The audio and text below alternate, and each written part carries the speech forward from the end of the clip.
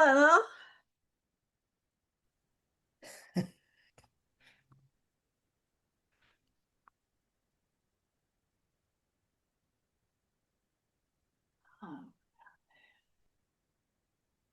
We're early, so I I'll go away for a little while.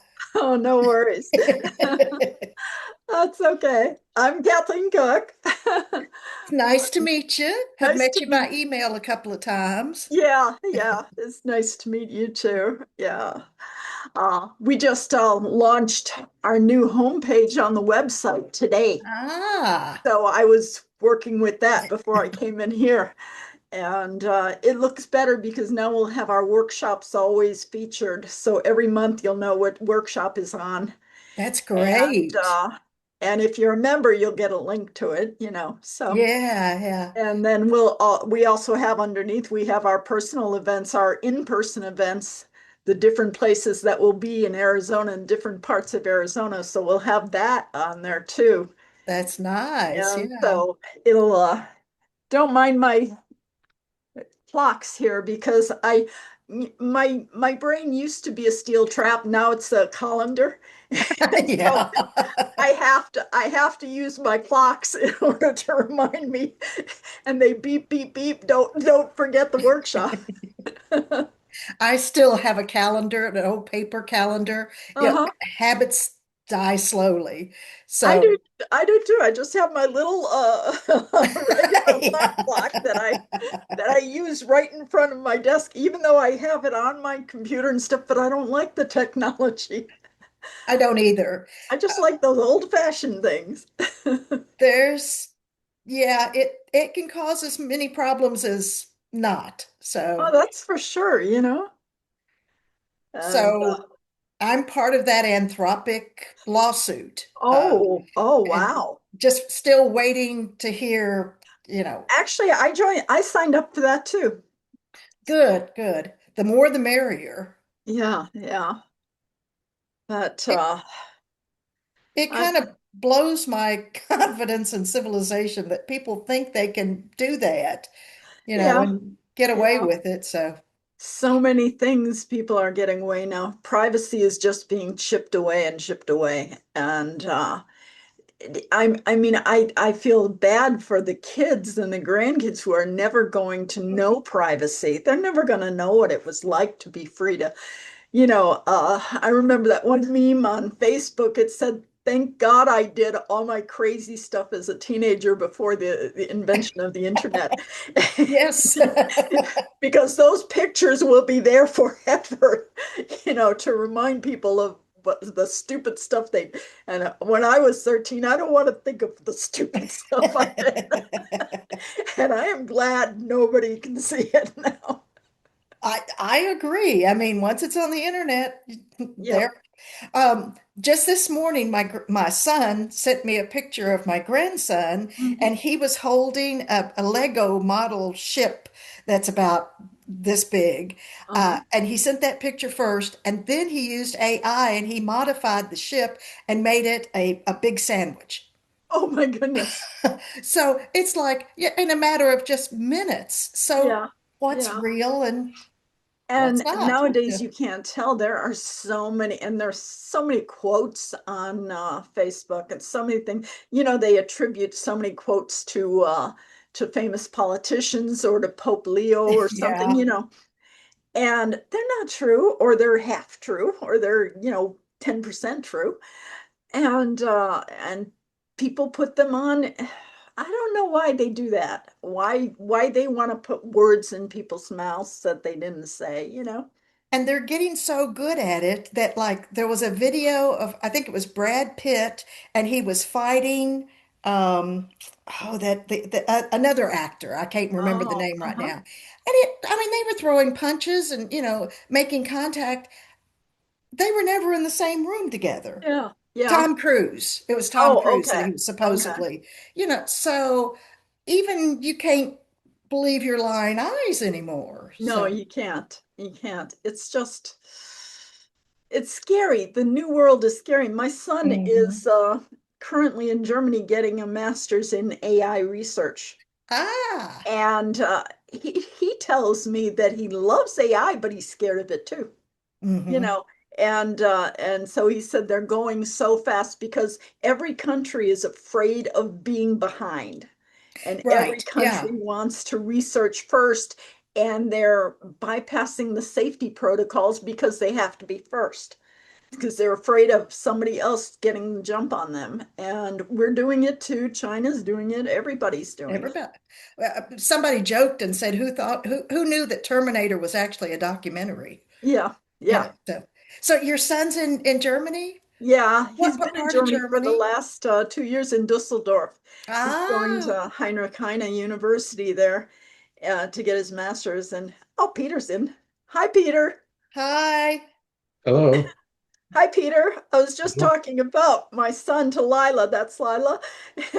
Peter Bernhardt, our presenter today. Yes.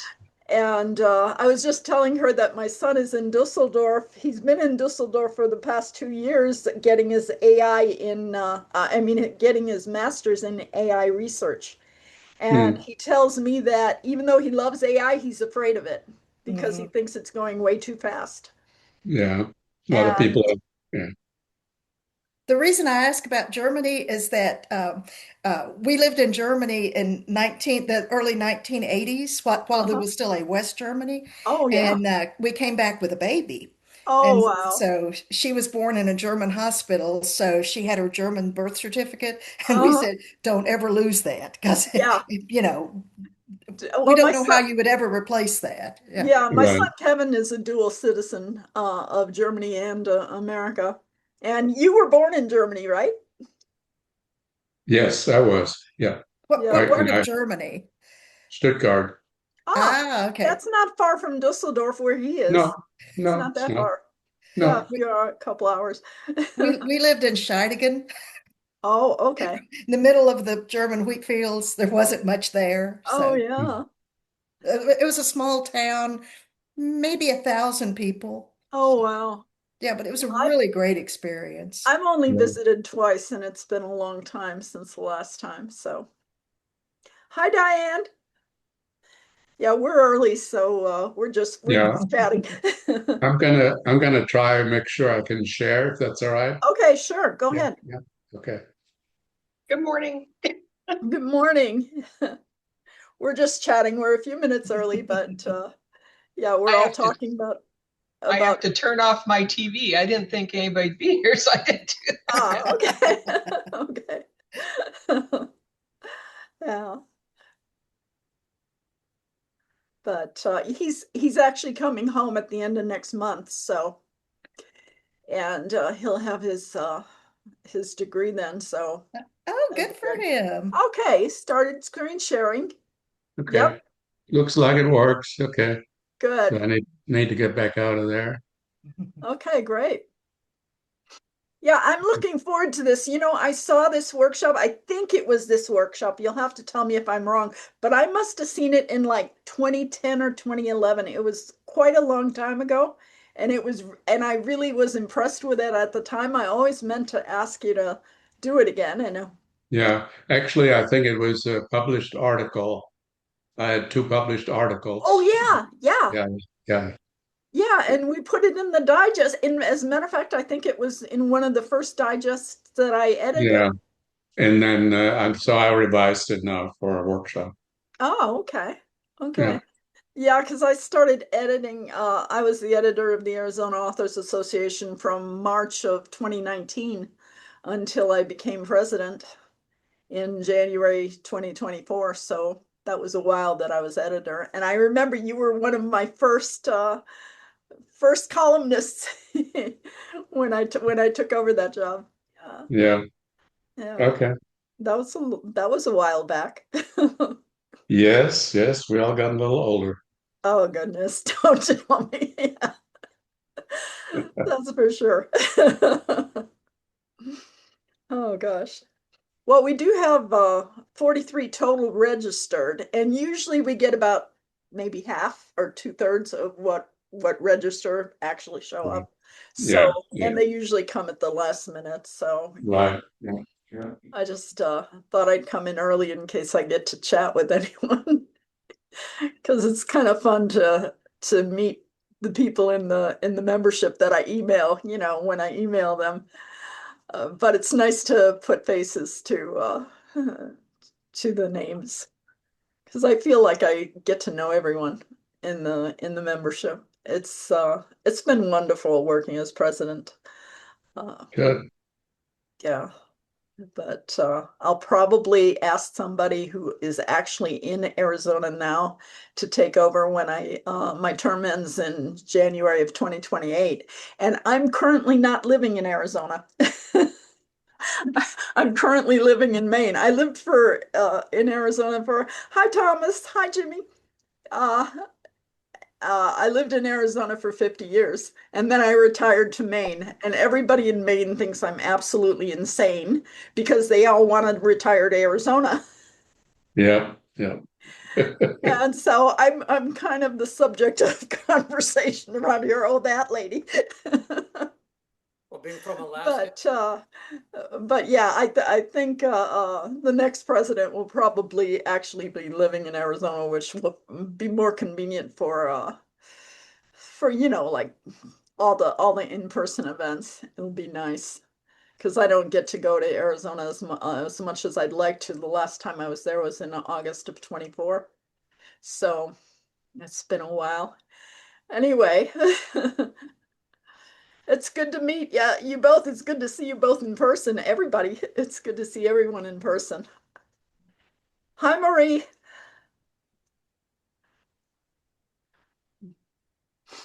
Marie's been a member for quite a while too. So yeah, we'll start filling up now that we only got about 4 minutes to start, so we'll start filling up. Oh, my watch must be. My computer watch says 9:50. Oh, okay. Mine says 12:56. So, oh well, I'm in Maine. That's why it says 12:56. Well, the computers are so sensitive now that they will track the gradients between the time zones. Oh yeah. Oh yeah. Makes me crazy. Yeah.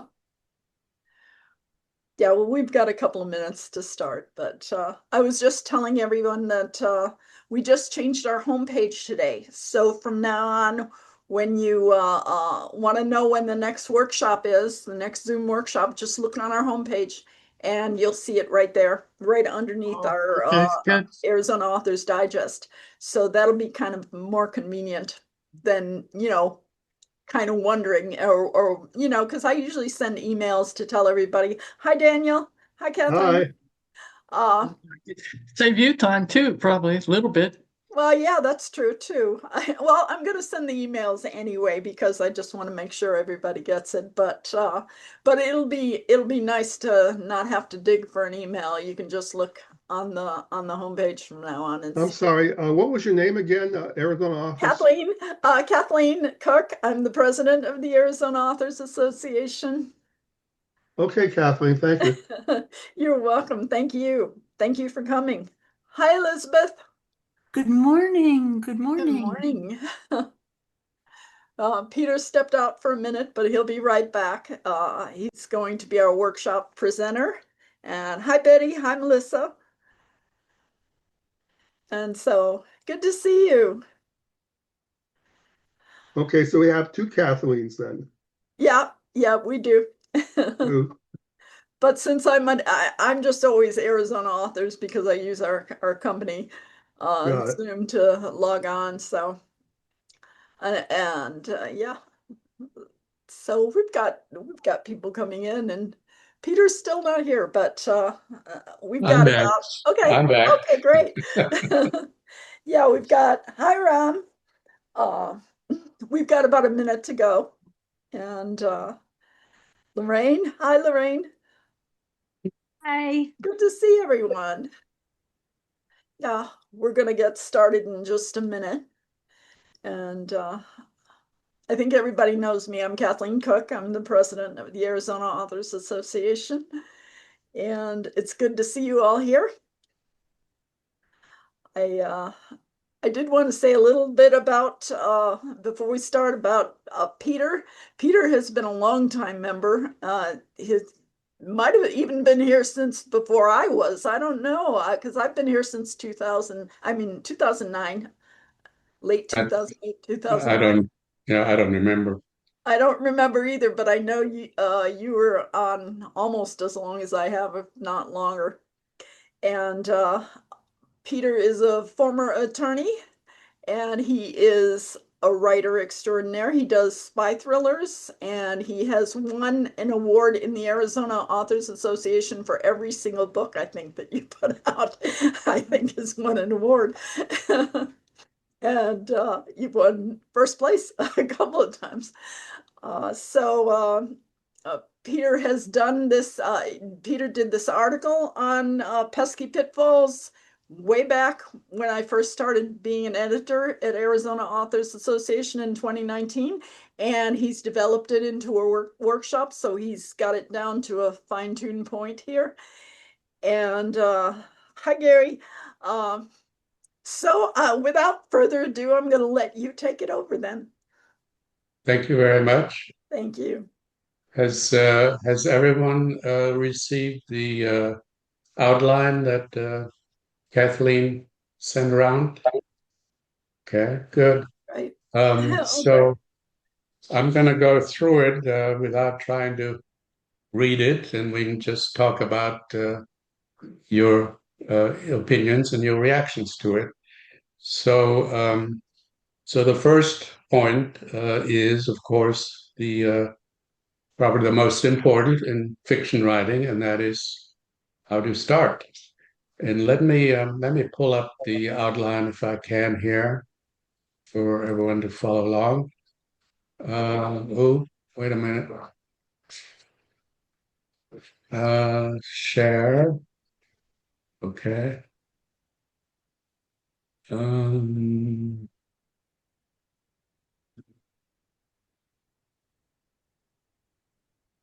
I can find it.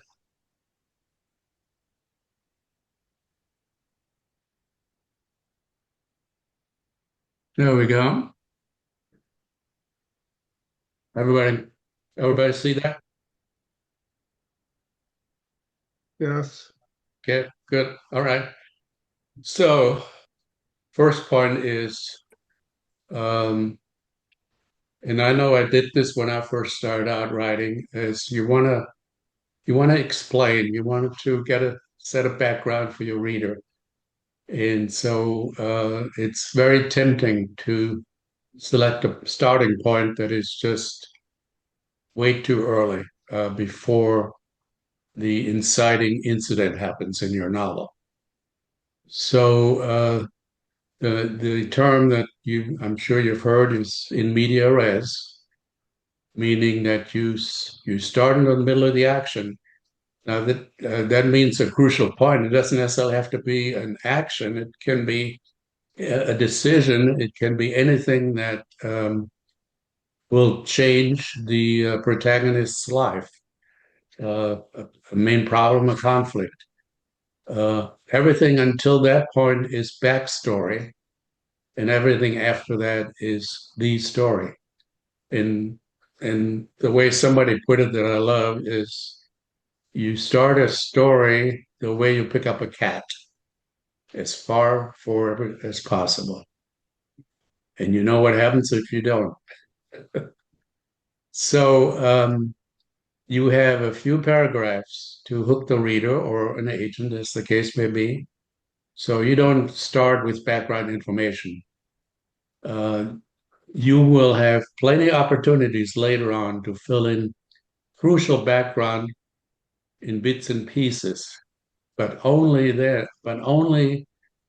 enough to make the reader understand the plot or the motivations. The temptation is, we do so much research, we have learned so much about the characters and the plot and the whatever it is, and the temptation is to go ahead and dump that out in information, and don't do that. It's just it will not work.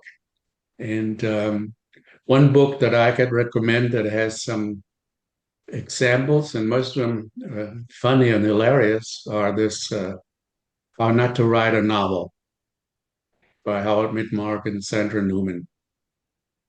Uh, just really good examples of what not to do. So when you have selected your starting point, I would suggest the following elements are the ones that you want to put in your first few paragraphs so you can hook the reader. A compelling character whose life has just changed or is about to change, a burgeoning conflict, an authentic sense of place, the character's passion or overarching desire to achieve, and the obstacles standing in her way.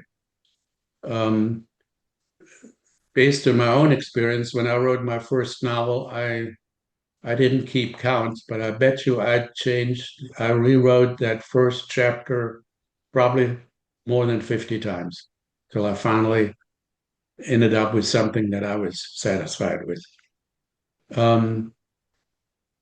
At the end of this outline, you'll see opening paragraphs of my novels. Not that I claim that they're perfect, but just as examples of the way I try to do that in my novels. Any questions or comments about starting a novel? No. I know I Okay. always made that mistake myself where I wanted to start it in the beginning and in my Fairland series I just gutted that whole first part and I started it in the middle and then everyone liked it a lot better. But I liked the original. I can't help it because I have a chronological mind that I want to go like that, and I don't like to go back and forth.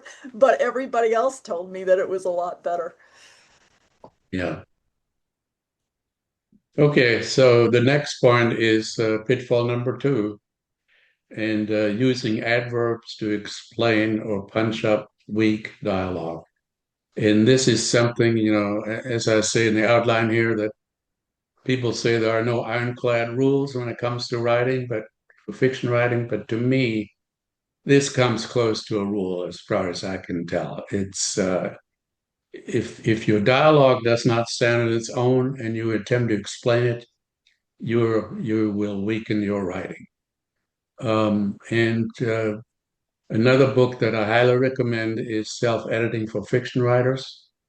And let me see if I can pull up an example from that here that I like to share with you because it kind of really makes the point very well. Okay, let's see here. Share. Here we go, I think. Okay.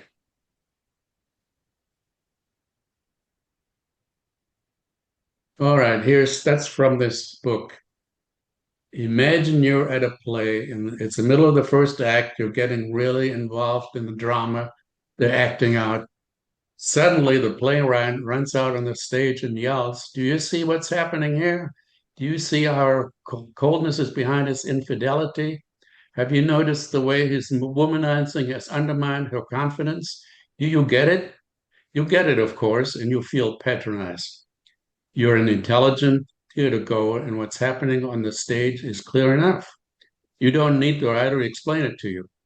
This is exactly what happens when you explain your dialogue to your readers. Consider the following. You can't be serious, she said in astonishment.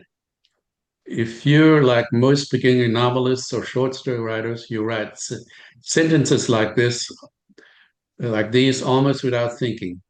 What could be easier than simply to tell your readers how a character feels? If she's astonished, you just say so. It saves all sorts of time and trouble. It's also lazy writing. When your dialogue is well written, describing your character's emotions to your readers is just as patronizing as a playwright running onto the stage and explaining things to the audience. You can't be serious conveys astonishment. No explanation is needed. And when you explain things, when you explain dialogue that needs no explanation, you're writing down to your readers a surefire way to turn them off. The theater goer might or might not walk out of a theater when the playwright runs on stage. The reader who feels patronized is likely to close the book, resist the urge to explain. So that's from that book that I highly recommend, and they have lots of other examples that are really, really good. So let me go back to the outline. Um,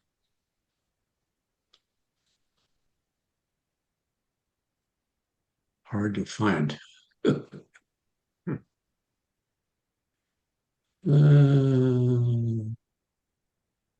we go.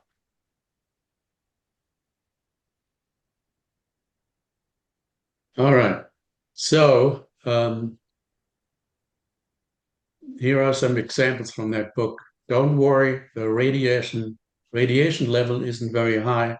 Tom said glowingly. Keep scrubbing until you're finished, she said harshly. So I would rewrite that last sentence to by replacing the adverb, modifying the speech tag with a beat, which means you're going to show instead of tell. So she pointed to the dirty floor. Keep scrubbing until you're finished. And there's a whole bunch of other examples in the book about what they call Tom Swifty, that are just adverbs explaining dialogue. And then the next point is when you use both a tagline and a beat for dialogue attribution, which is overly worded and redundant. So here I have two examples. See for yourself. You won't find what you're looking for in there. He said as he placed the briefcase on the table. So we got a tag, he said, and then you have a beat. He placed the briefcase on the table. How about if you just write, he flung the briefcase across the table. See for yourself. You won't find what you're looking for in there. So now you've shown emotions, you've shown, and you don't need the tag and the adverb. And so here's some other examples I made up. See which one you find more interesting. Let's go, Mary said. Mary tore open the door. Let's go. Or less demonstrative, Mary grabbed the car keys. Let's go. Or even less, Mary stood. Let's go. So you have a whole bunch of different ways of showing the mood Mary is in when she wants to leave. If you, with a tagline, you cannot, even if you add an adverb, to explain the dialogue.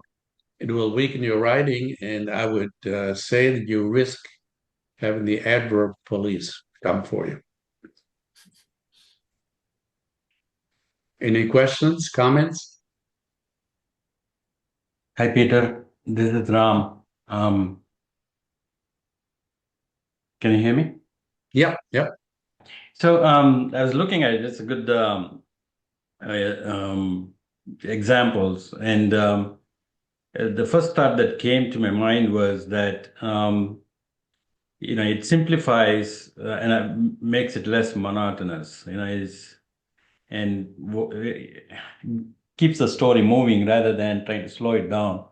But one of the things that I noticed was that, like the word I'll just take the examples you showed here, like the action, flung the briefcase or tore open the door. Sometimes those, they may be, overly action or overly emotional actions. But what you're trying to say though is that you can show a beat with an action that fits with the character and the moment. Right. Yes. If the guy who was showing the briefcase was a more controlled person, then you'd say he twisted the briefcase on the table or something like that in a slower motion to convey the same thing as flung. Yes, excellent point. So obviously you want to go with whatever you want to portray your character as. It could be as simply as he unlocked the briefcase and, So it can be 100, 1,000 different ways that you can say that, and it just needs to fit with how you want to describe the mood of your particular character at that time. So, excellent point. Yes. Because what I find myself doing is I write in my first draft and I go through it. I don't spend more time, but when I come back and start looking at it, I'm looking at for alternate words all the time, and then see what makes a better fit for that. Then, you know. Yes. Excellent point. Yes. Okay. Peter, Any other? question? Yeah. Uh, Yes. those little symbols, the double triangle symbols you have, what do they Yeah. mean? Okay. It's a fancy, there's a word for it, and I don't remember now. When I had my first novel translated into German by somebody else in Berlin, before I did my own later on, my other novels. And she put these in instead of quotation marks. They're I think they're called amber or something. You can find them in your word styles. So I kind of like those. So that's why I put those. But So they're quotation marks. Yeah. Yeah. thank you. Yeah. An authors group that I'm in, we just did something like this week. We removed we removed everything but the dialogue. We took a piece of our writing that was heavy on dialogue, removed everything else. And the object was to see if we could tell, without it telling us, Greg said, that we knew who said what. And then look at it and see, okay, what do I need to add back in? Right. It was really helpful to Yeah. read without the prompts. Yeah, one of the introduction to that chapter 5 from the self-editing from fiction writers that I quoted the earlier from. Introduction to that chapter, the authors say that they talked to numerous editors from publishing houses, asking them what's the first thing that they look at when they get a new manuscript. And most of them said, we look at dialogue.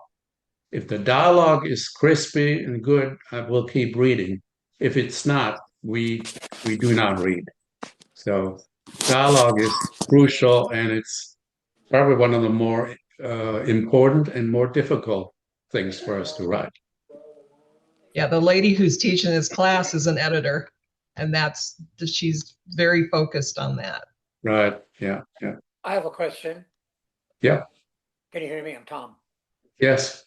I have a question many times. If I have a dialogue running on a scene with just two characters, without getting the reader confused, how long can you go before saying he said or she said or something like that? If it's Yeah. just the two characters. Okay. That kind of ties in, and I don't remember whether I have this covered in this particular outline or not, about ping pong dialogue. Mhm. Have you heard that term before? Yes, I have. So, so when you just have two characters, you can go as long as you feel comfortable that it's very clear to the reader that who is saying what. Um, but even with that, my personal preference is to put in either some expression by the speaker or a reaction by the listener. Mhm. That really helps to ground the reader into, not only who's saying what, but also what their particular reactions or emotions are at the time. Yes, I think that's the answer. I think that's the correct answer. Put in Yeah, something that focuses without saying an actual tag, and then the right. editor's mind will keep it organized. I also wanted to mention before we got started, the outline that you sent us, the PDF, was outstanding. It could not have been better. Thank you so much for that. Thank you, thank you. Okay. Peter, Yes. one more thing, just to expand on that,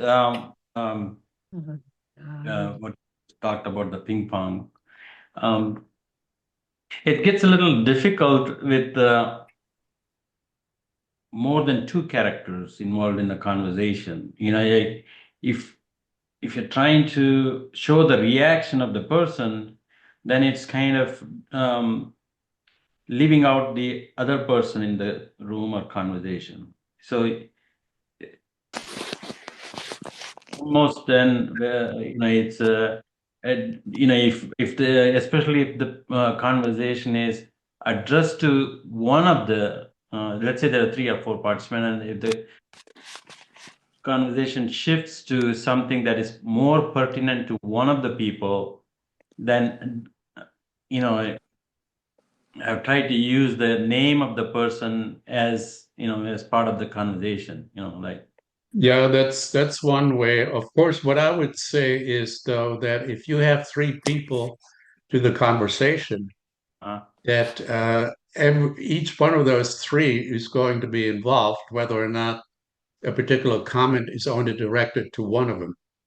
So even the third person is going to be part of the dialogue in a way.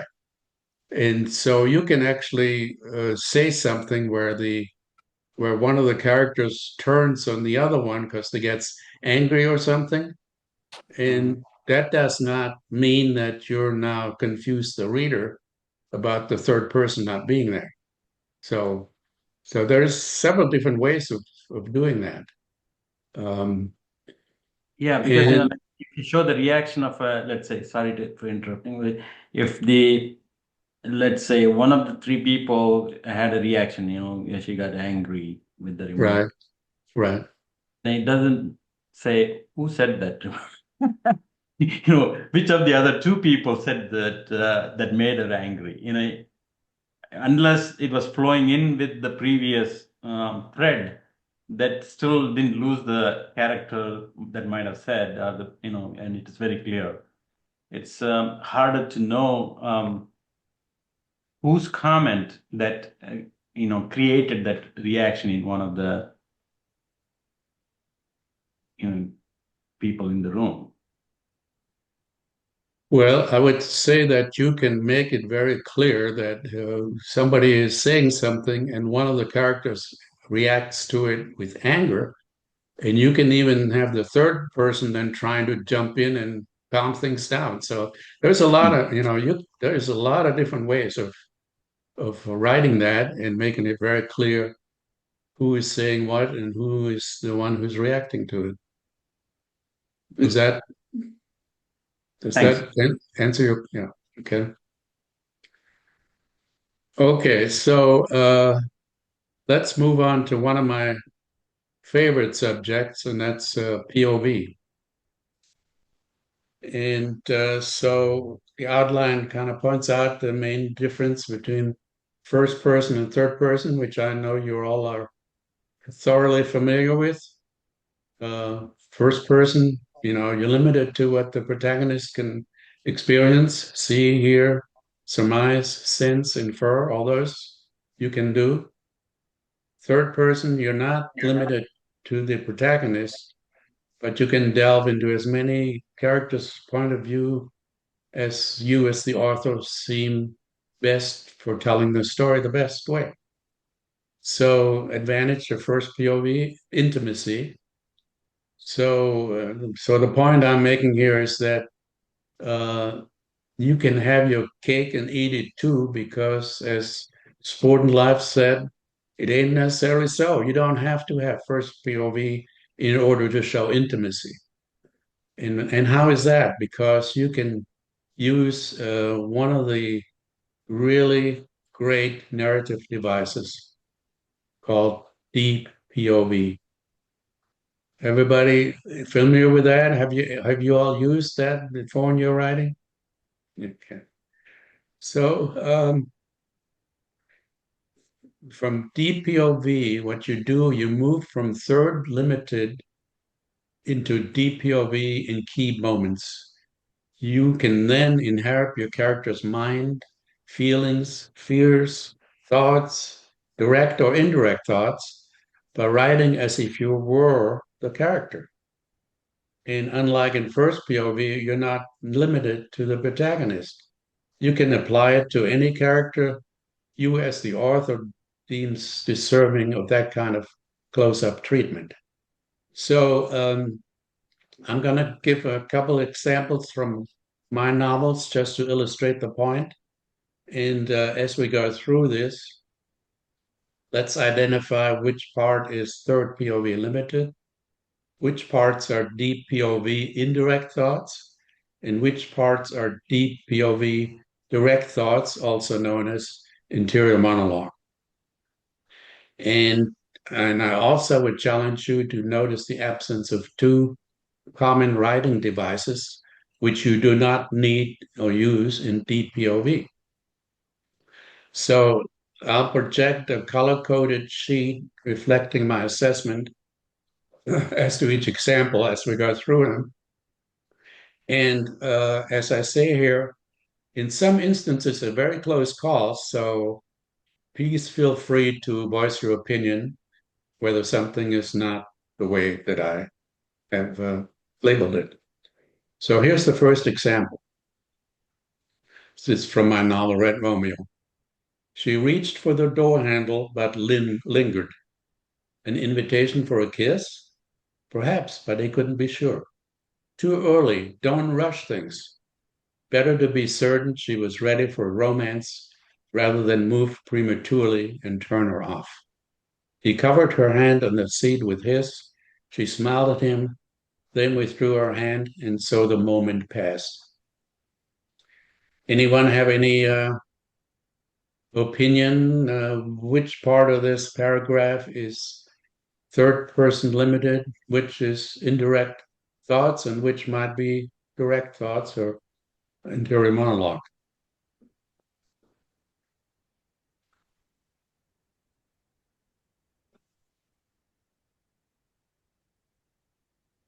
Your mom, deep POVs.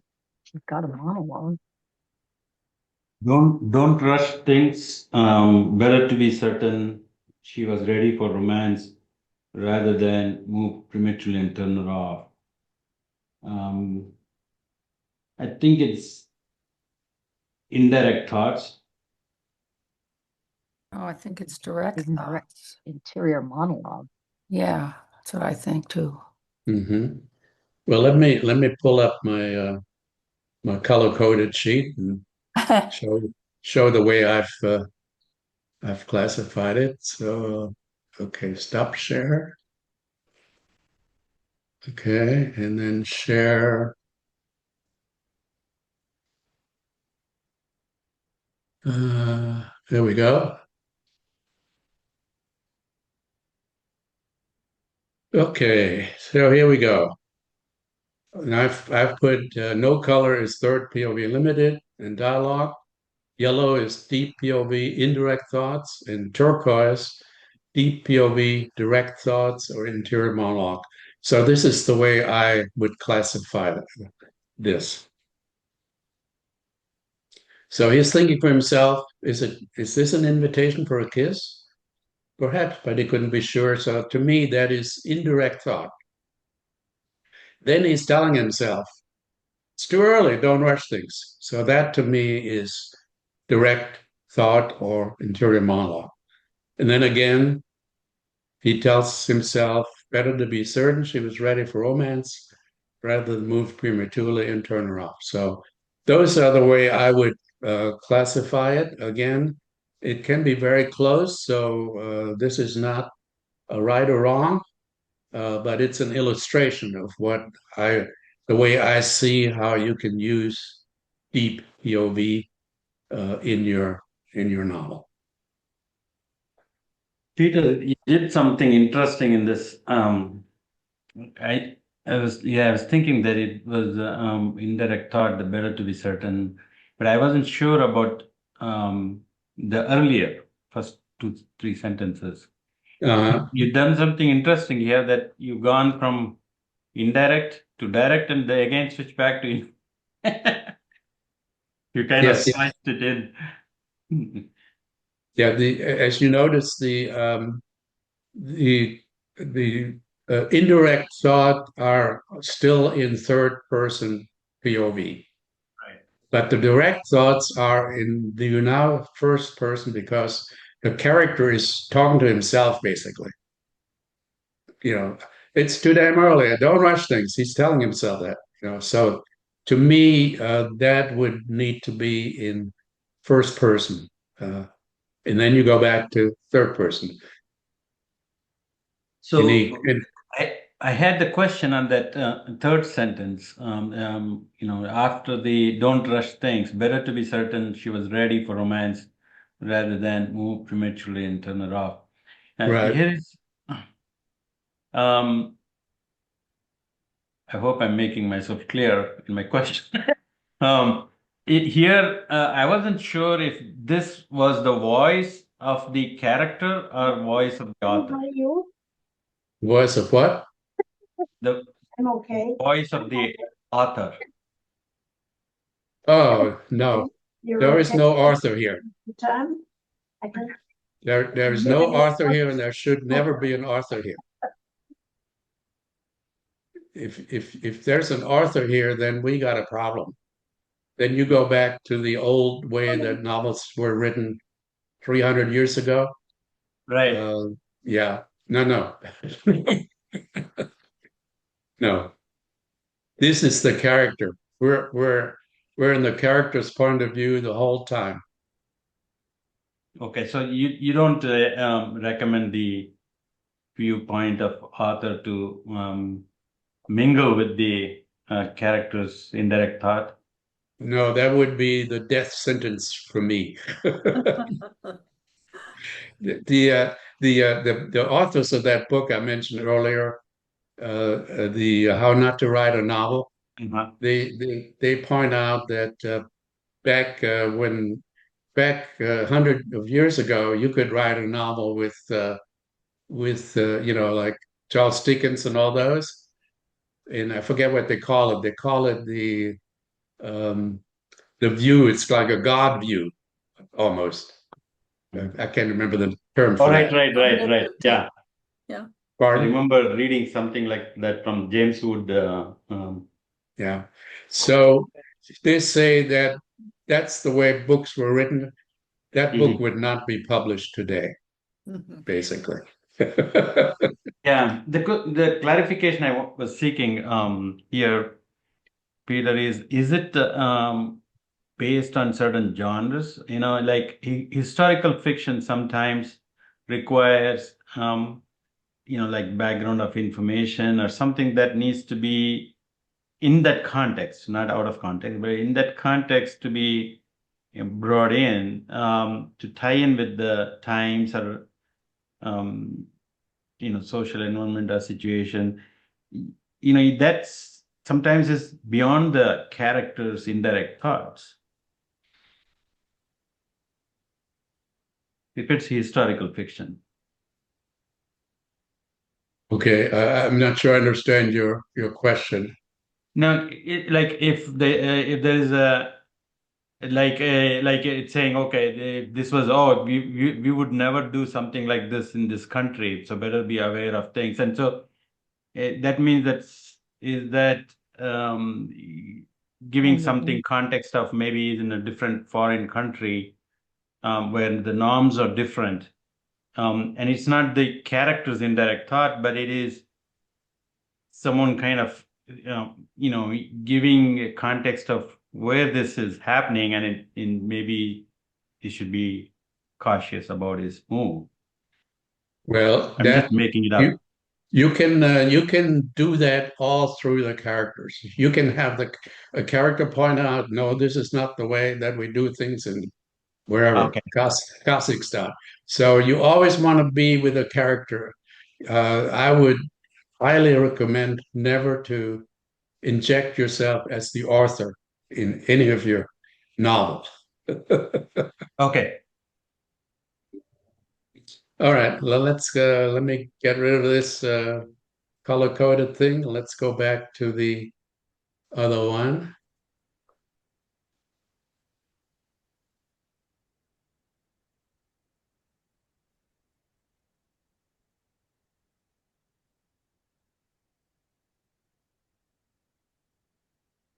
There we go. Okay, so here's the next example. This is also from Red Romeo. A young, attractive female like her without a boyfriend? Not likely. Maybe he was traveling or they planned to celebrate her birthday on the weekend. Sabine sighed at the thought of spending a second evening camped outside the secretary's apartment and perhaps having to tail her on the weekend. Quit feeling sorry for yourself. That's what you get for wanting to be a spy hunter. Any thoughts on that particular example? Yeah, I'm thinking we got 2 points of view here, one from the lady and one from the guy. Okay. Isn't a guy. Which guy? There is no guy there. No. It I think said there's maybe he was traveling or planned to celebrate a birthday. You're right. He's not directly involved. But there is a guy there. Okay. Well, unless somebody else has any comments, I'll pull up the color-coded sheet. Is that all right?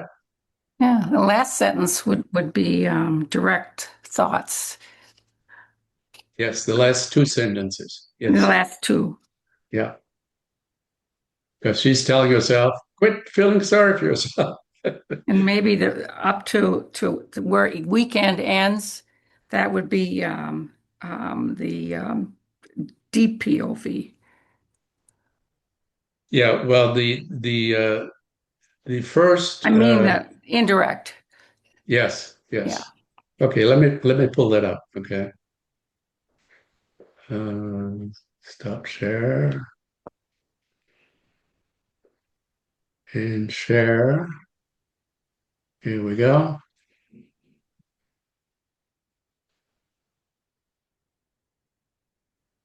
Okay, here's example 2.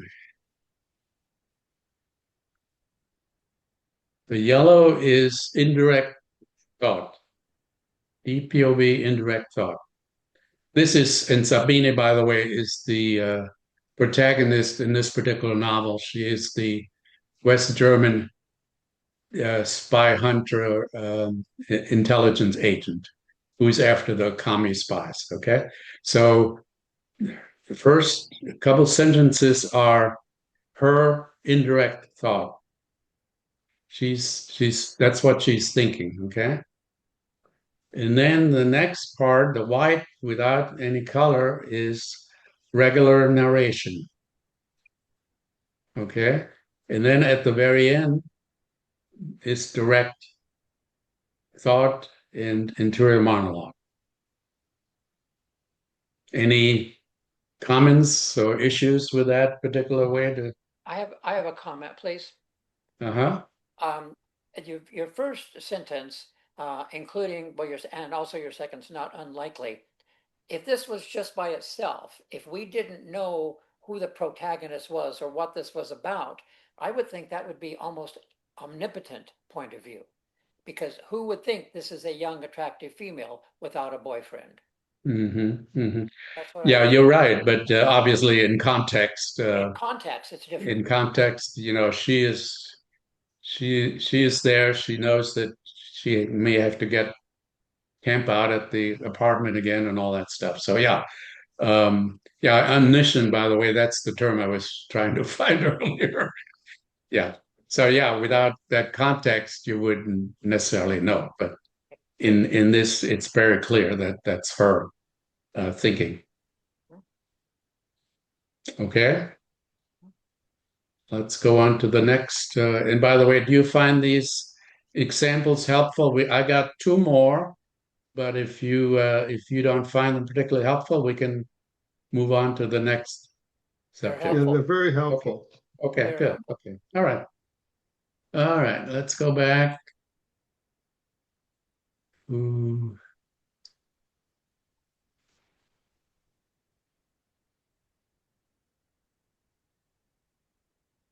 Okay, so then the next example 3, also from Red Romeo. She shoved the paper across the table with so much force that it slid off and fluttered to the floor. Horst took a deep breath.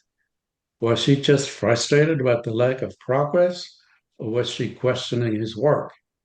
Don't defend yourself. She needs to vent.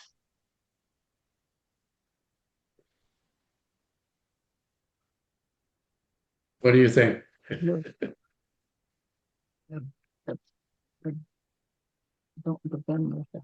Indirect would be, was she just frustrated about their lack of progress, or was she questioning his work?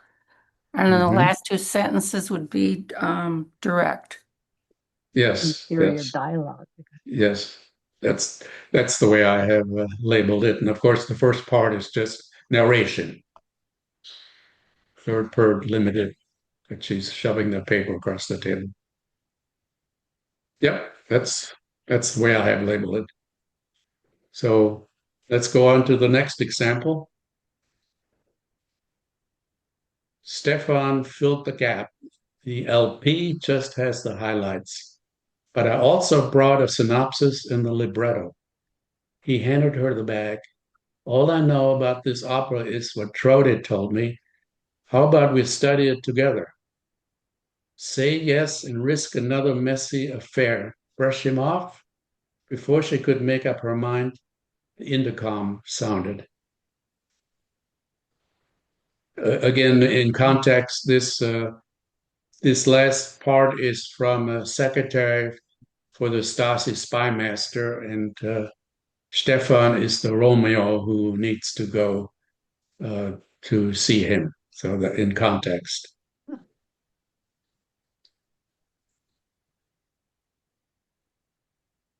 Any reactions to that? Any ideas?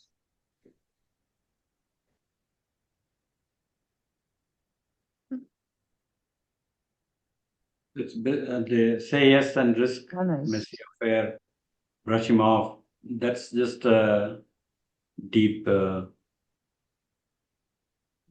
Deep, deep POV, direct, or thoughts or interior monologue. Right. That's what she's telling herself. And the rest of it is just narration. There is no other indirect thoughts here. It's all narration and dialogue. Okay. So I mentioned earlier that you have two writing devices that are not that you don't use in deep POV because you don't need them, and that is you don't have speech tags, said or thought, and you don't have filter words. Everybody familiar with the term filter words, filters? Here are the examples of what they are: to see, hear, think, touch, wonder, realize, watch, look, seem, feel, can, decide, sound. What I do in my novels, when I go and do a search, a find in Word, and I look for these words, because invariably they creep in. And what they do is they distance the reader from the story. Because now the reader realizes she's reading a book, she's reading something. These filter words are the ones that, sometimes you have to use one or two, but I would recommend try to weed out as many of them as possible because they create distance Either, between the reader. Yep. Uh-huh. I'm sorry to interrupt. No, go ahead. Before you move the page, going back to Red Romeo, the last say yes and think and risk another messy affair, brush him off. Yes.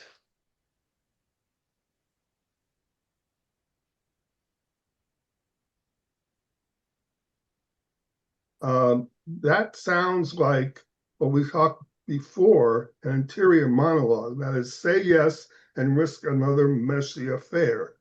Yes. Brush him off. Okay. That's it. It is. Okay. I understand. Okay, I get it now, but I heard you say, and all the rest is Yeah, the rest before that and the rest after that is all narration or dialogue. But those two okay. sentences, yeah, You're exactly right. That's what we said. That's direct thought or interior monologue. That she's telling herself that. Yeah. Okay. Thank you. Any questions about the filter words?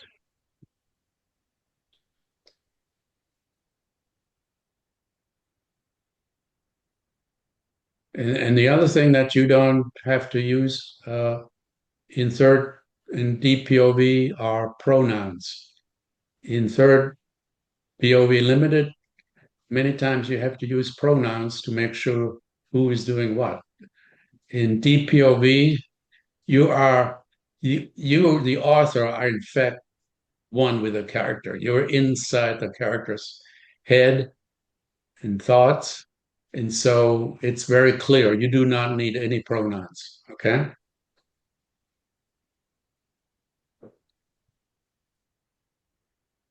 And then this is the point I made earlier that indirect thoughts usually would be in the same POV as the narrative.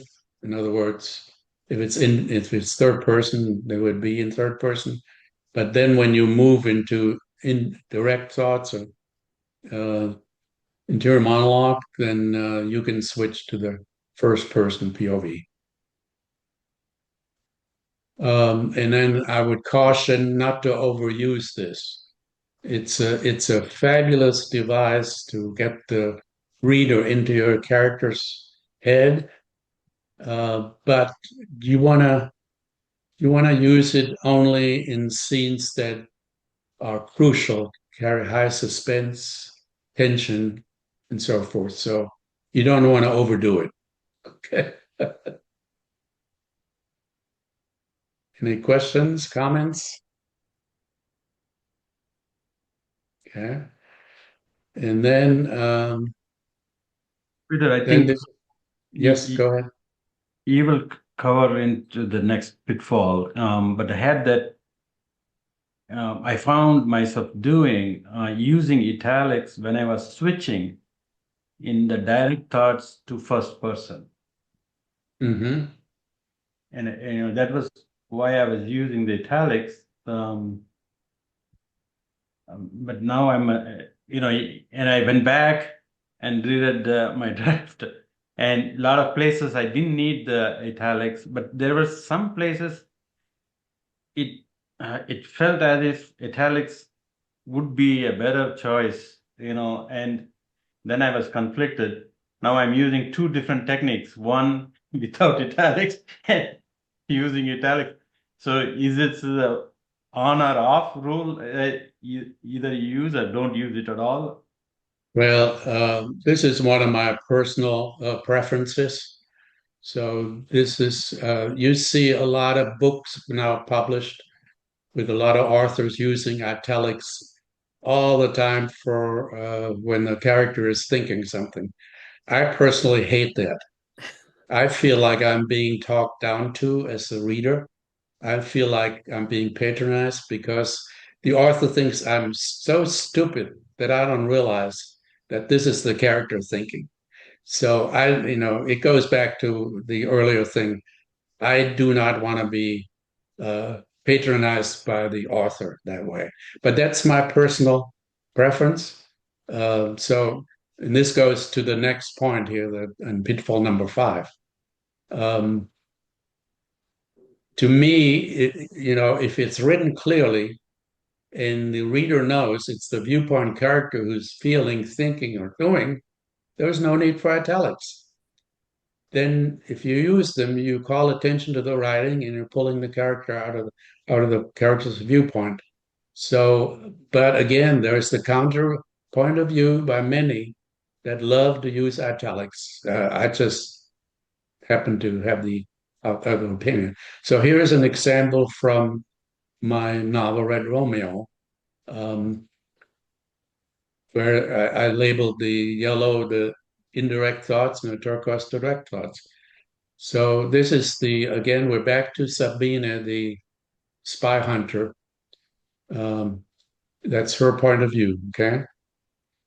While the two men shook hands and exchanged greetings, Sabine took in the stranger's features.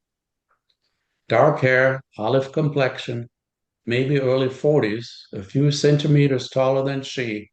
It all added up to a handsome Mediterranean type. She almost fell over when her boss introduced him as Horst Kögler, about as German a name as there was. When Kögler turned his attention her way, a bright smile lit up his broad face and played in his dark eyes. Good to meet you, Frau Meyer. No trace of an accent, so much for Mediterranean type. So again, the last part I labeled as direct thoughts. It's a very close call. You could argue that it's also indirect, but I personally think that's something she's telling herself.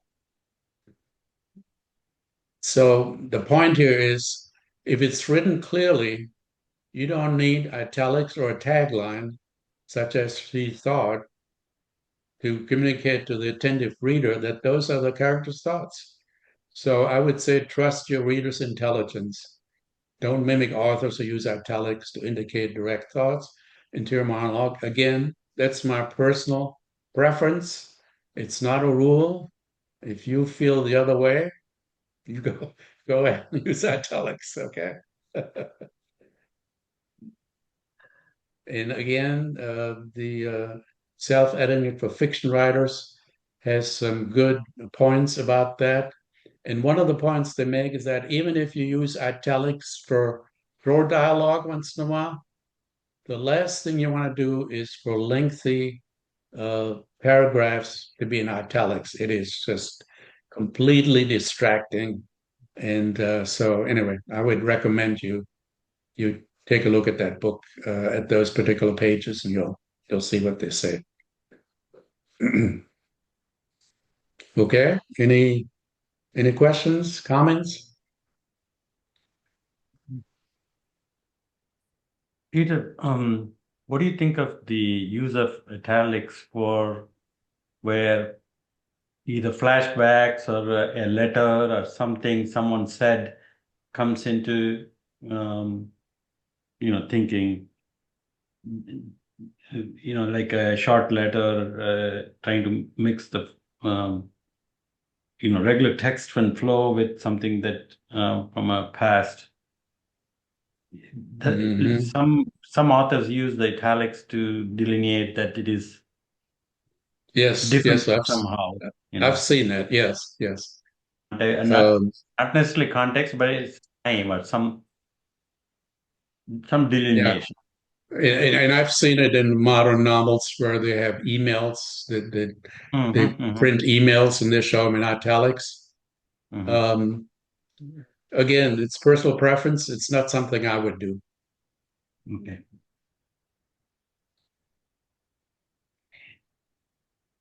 Okay, so the next pitfall, frequent switching of point of view, which also you might call head hopping. It not only confuses the reader, but it keeps the reader from identifying with a character. So you can switch POVs as long as it's clear who is doing what, and you delineate each switch. Yeah. I recommend use of asterisks as dividers. Publishers frequently just have an insert a blank line in the published book. Since I use opera in my books, I use note symbols for that purpose.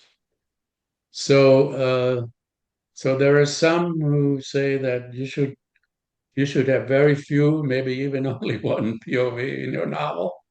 To me, that is hogwash. I'd say don't let your creativity be stifled by naysayers that way. So, just as an example, my novel Kiss the Shaman's Daughter, that features intertwining stories 3 centuries apart, is written in 6 POVs. The Red Romeo that we've visited before, I have 8 POVs. And when you have a tense action scene, multiple POVs in a chapter might not only be appropriate, but often essential. So as an example, my first novel, Stasi File, there is a tense escape scene from the East Berlin Opera House. It's written in the POV of 5 different characters and switches between them 14 times. Okay? So there is lots of different ways of doing that. Just use your creativity to tell the story the best way that you think it is to be told. And then we already talked about filter words earlier. And I gave an example here. The first part is when she heard is the filter word, a fierce knock on the apartment door. She froze at first, then ran into the bedroom to get her gun. Or you can write it without a filter word, a fierce knock. The apartment door almost caved. Her stomach lurched. She jumped to her feet and ran into the bedroom. Where in the hell had she left the gun? So, just see which one you think gets the reader more into the story.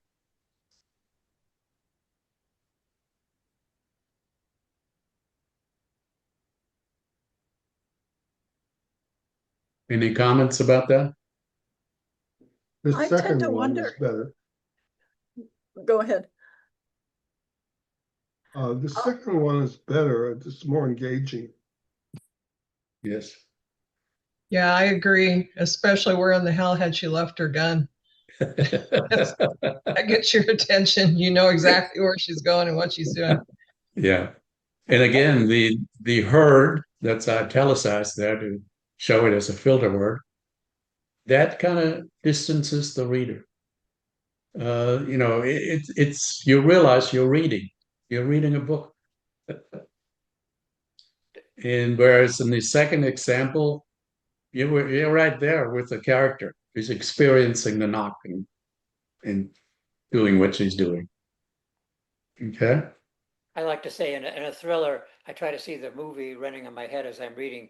And with the short clipped little sentences, that's like an edit in a film, a third of Yeah. a second. That's what you Yeah. want in this genre, Exactly. thriller genre. Exactly. Good point. Yeah. Okay. So let's move on to pitfall number 8. Telegraphing instead of foreshadowing. So when during a climactic scene, usually late in the book, the reader has an aha moment. That means you have successfully foreshadowed. An aha moment means when the reader recalls an earlier image, an action, a thought, a theme that did not seem significant at the time, but now explains why the climactic scene is unfolding the way it is, rendering it all the more plausible and meaningful.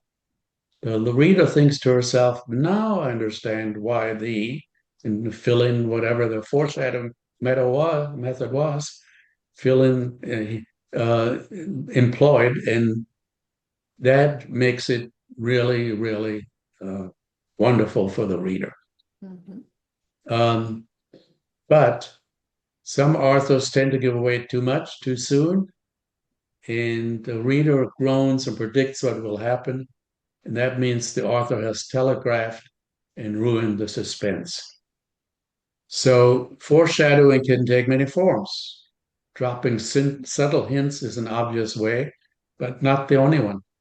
Mood, image, theme, thought, action, or inaction all can be used to foreshadow. The method is limited only by the author's imagination. So I've got a couple examples from my novels here. The first one is a gust of November wind whipped the trees around, causing shadows to thrust and parry in the dusky Schloss Garden Park. She shivered, pulled a long wool scarf from her shoulder back, and wrapped it, Pavarotti style, around her throat. Dim sidewalk lamps cast long, crooked fingers across the dark water. So, by way of imagery, these passages create a sense of foreboding. hinting at something untoward in the offing without giving away what that might be. The mood sets up the foreshadowing similar to the frequently cited example, the opening lines of Ernest Hemingway's Farewell to Arms. The leaves fell early that year. So the reader may not know what will happen, but is left with a sense of foreboding. And if that's the case, the foreshadowing works. So here I made up an example of an egregious example of telegraphing. Okay. He heard, go ahead. Oh, no, I'm sorry. Okay, all right. He heard along the sidewalk when a shiny bike leaning against a giant sycamore caught his eye. Exactly what he needed. He shot glances up and down the sidewalk. No one in sight. He grabbed the handlebars, swung himself onto the saddle, and pedaled down the sidewalk as fast as he could. Little did he know the life-threatening events he'd set in motion by stealing the bike of a drug dealer who would not rest until he'd exacted the most gruesome revenge. Okay, this is called the little did they know device. It's melodramatic. It kills all suspense. And unless you write TV soap operas, don't use it.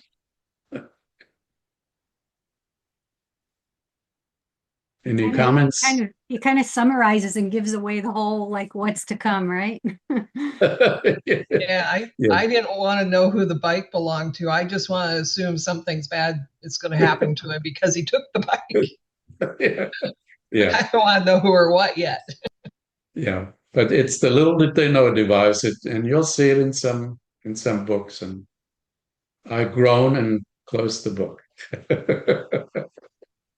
Okay, then I have another example I made up. This is actually a submission we had in one of the writers group I used to belong to many years ago, but I've completely changed the facts and made this up just to kind of just show what telegraphing looks like. So this is John unzipped a huge duffel bag. Everything he would need on this gloomy Sunday lay before him on the mattress.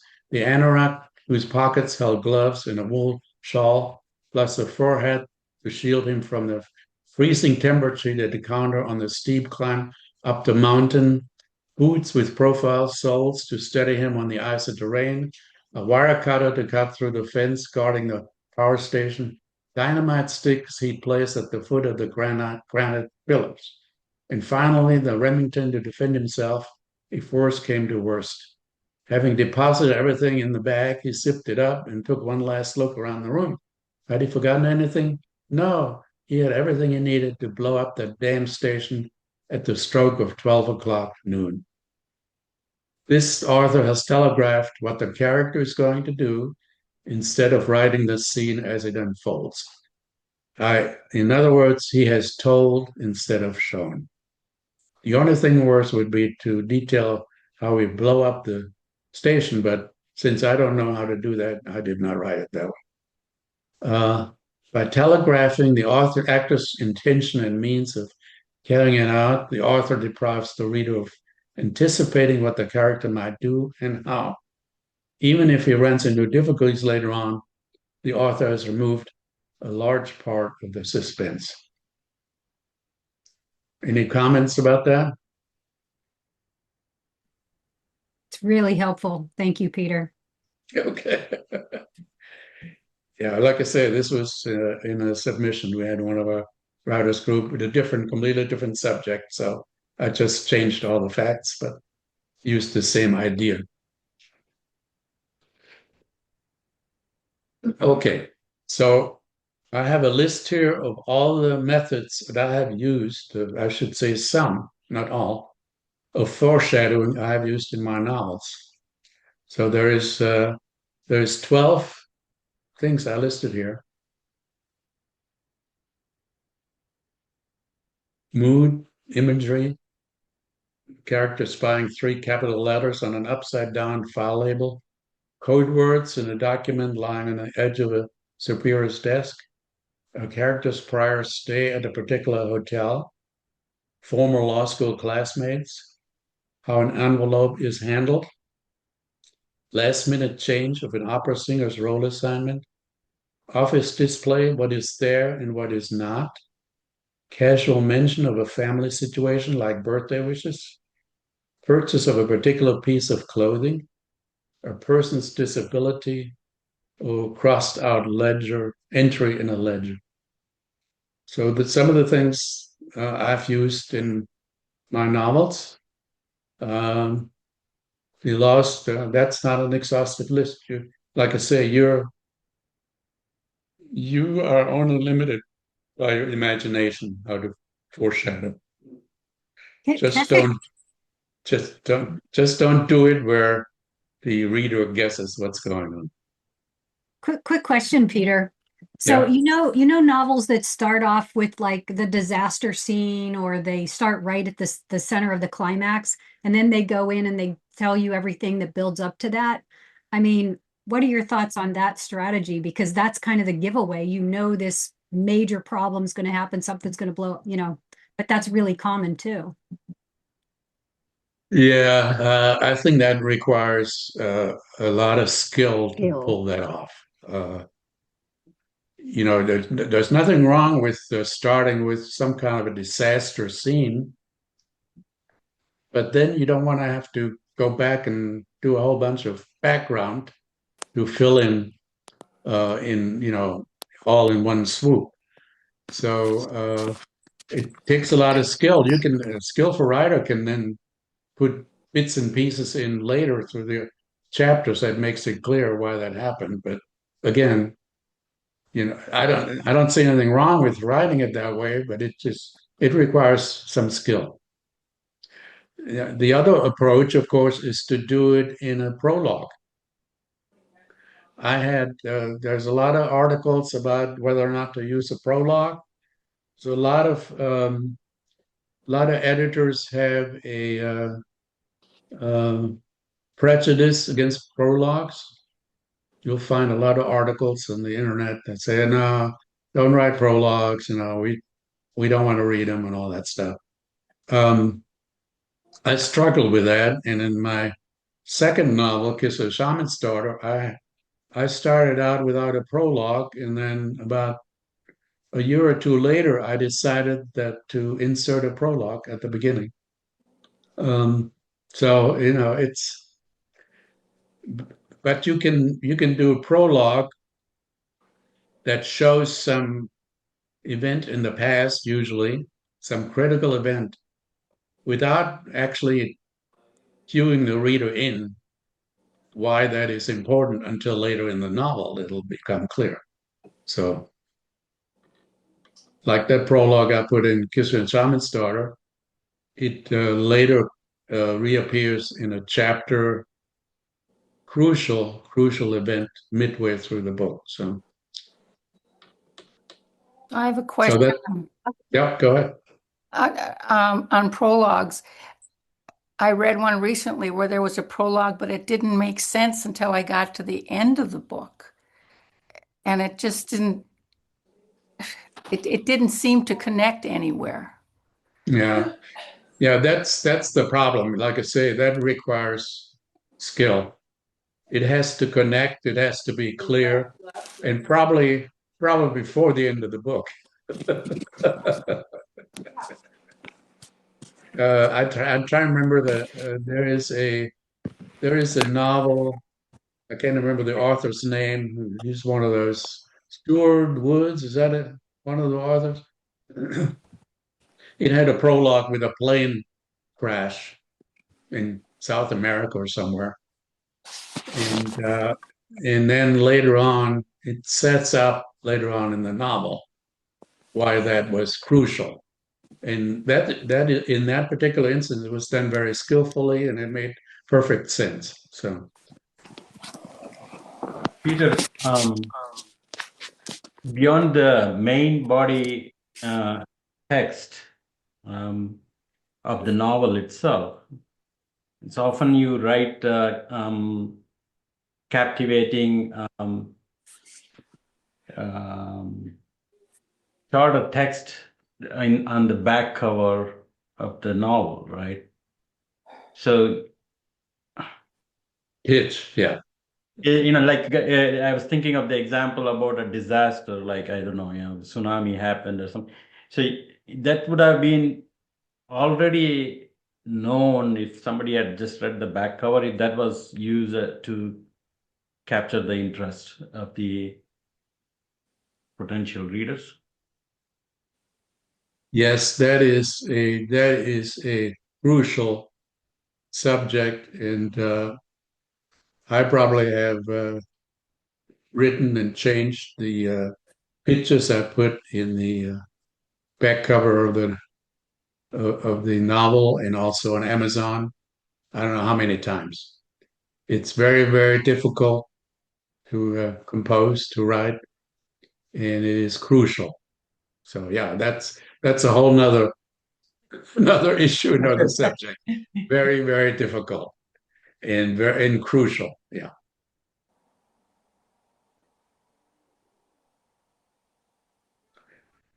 Okay. Any other questions about the foreshadowing and the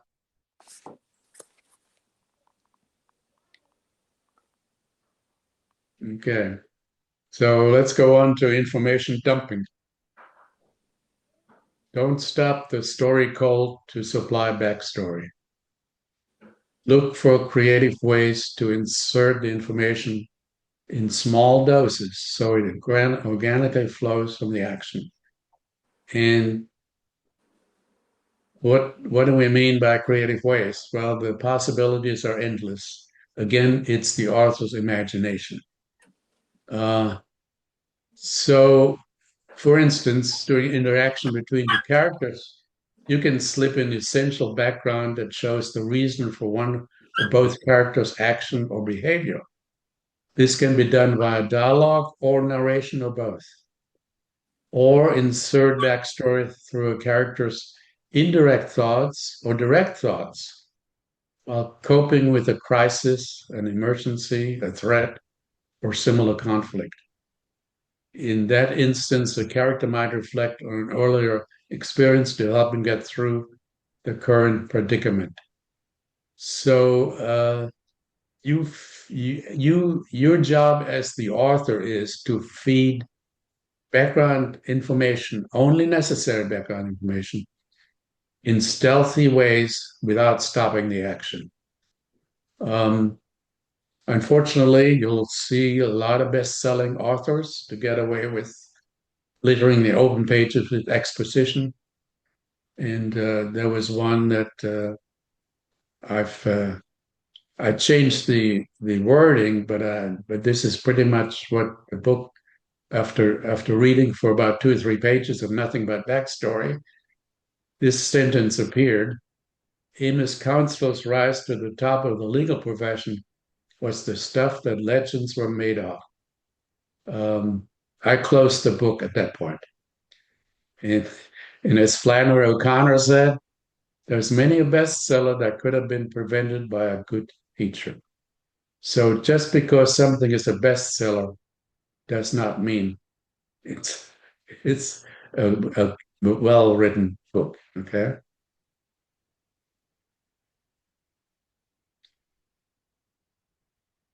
So the other one is physical description of characters. You don't want to have a laundry list of physical appearance and clothing. Uh, my preference is for a major character to describe enough to picture the character for the reader in her mind, but not so much as to stifle the reader's imagination. And for minor characters, pick out one distinctive trait and describe it in as few words as possible, unless you need more for the plot. And the cliche, of course, is that a, a character observes herself in the mirror uh, and describes herself, what she sees. And I'll cover that a little bit later with an example that we'll go over. So I have two effective methods that I found character description. First, to describe a character as observed or remembered by another. So this is the thing we talked about earlier from Red Romeo, when she takes in the stranger's features and thinks she might be a handsome Mediterranean type, but then realizes that no, he's not. He's got a German name. Um, and so this is a description in the character of the particular Horst Körkler, stranger, as observed by this particular character, Sabine, the spy agent. Okay, that's one way. The other way, also from that novel, is the dull plexiglass rendered Sabine a fuzzy image, but anchored in his mind were her dark eyes sparkling with energy, her auburn hair, and the figure even a gray business suit couldn't hide. Again, it's an observation by a character in the novel of another character describing appearance. Okay. Or you can do it by showing how a character interacts with the environment in a particular manner that conveys a physical attribute. And this is from Kisser Shaman's daughter. He slips a braided headband over his black hair and climbs awkwardly down the ladder, leading with his bad leg one rung at a time. This, in context, this is father of the girl that's crucial in the plot, who has suffered a hunting accident earlier. Okay, and then here is one where from the Stasi file, and we'll go over that to cover whether this is a cliche of him observing himself. So here's what it says. Colonel Hunt Stopnik leaned against his fourth floor window, observing the Friday evening exodus of the working force from the Stasi headquarters in East Berlin. The figures below huddled against the stiff November wind that whipped through Normannenstrasse. With darkness setting in, his reflection in the window supplanted the view of the street below. He did not like what he saw, a short, stubby figure, bloated face, heavy pouches, double chin, and a receding hairline. He looked a decade older than his 44 years. Years of being a workaholic had taken a toll, not only on his body, but on his marriage as well. Of course, in light of the precarious nature of his current undertaking, he could consider himself fortunate to be free of family responsibilities. So this character is see himself in the window, his reflection. But to me, it's not a cliche because he's not looking in a mirror for the purpose of describing himself, but it shows up when the darkness sets in and he realizes what he's become. So to me, it's okay to have written that way, which is why I did, because it's not an artifice for him to looking somewhere to describe himself. Okay. Any questions or comments?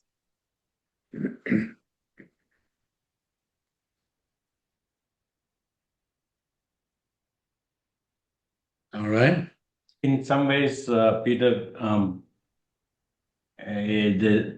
this type of description, if it is just simply describing it, then maybe it's not achieving much, just if it is just informing. But if it is evoking empathy and a closeness of the reader to the character, then it has done its purpose. Mm-hmm. Yes, and in this particular instance, this is a Stasi agent who is trying to defect to the West when it becomes clear that the communist government of East Germany, whose days are numbered, and that the Berlin Wall just came down. So this sets up what's going on with him trying to flee to the West, in which is the reference to his precarious undertaking no longer having feminine responsibilities, that kind of thing. So yeah, that was really the main purpose of that scene. You know what I really like about this is that he's looking at his reflection, and at the same time, it's a reflection on what his life has become. Exactly. The Yes. physical reflection and Yeah. mentally what he's.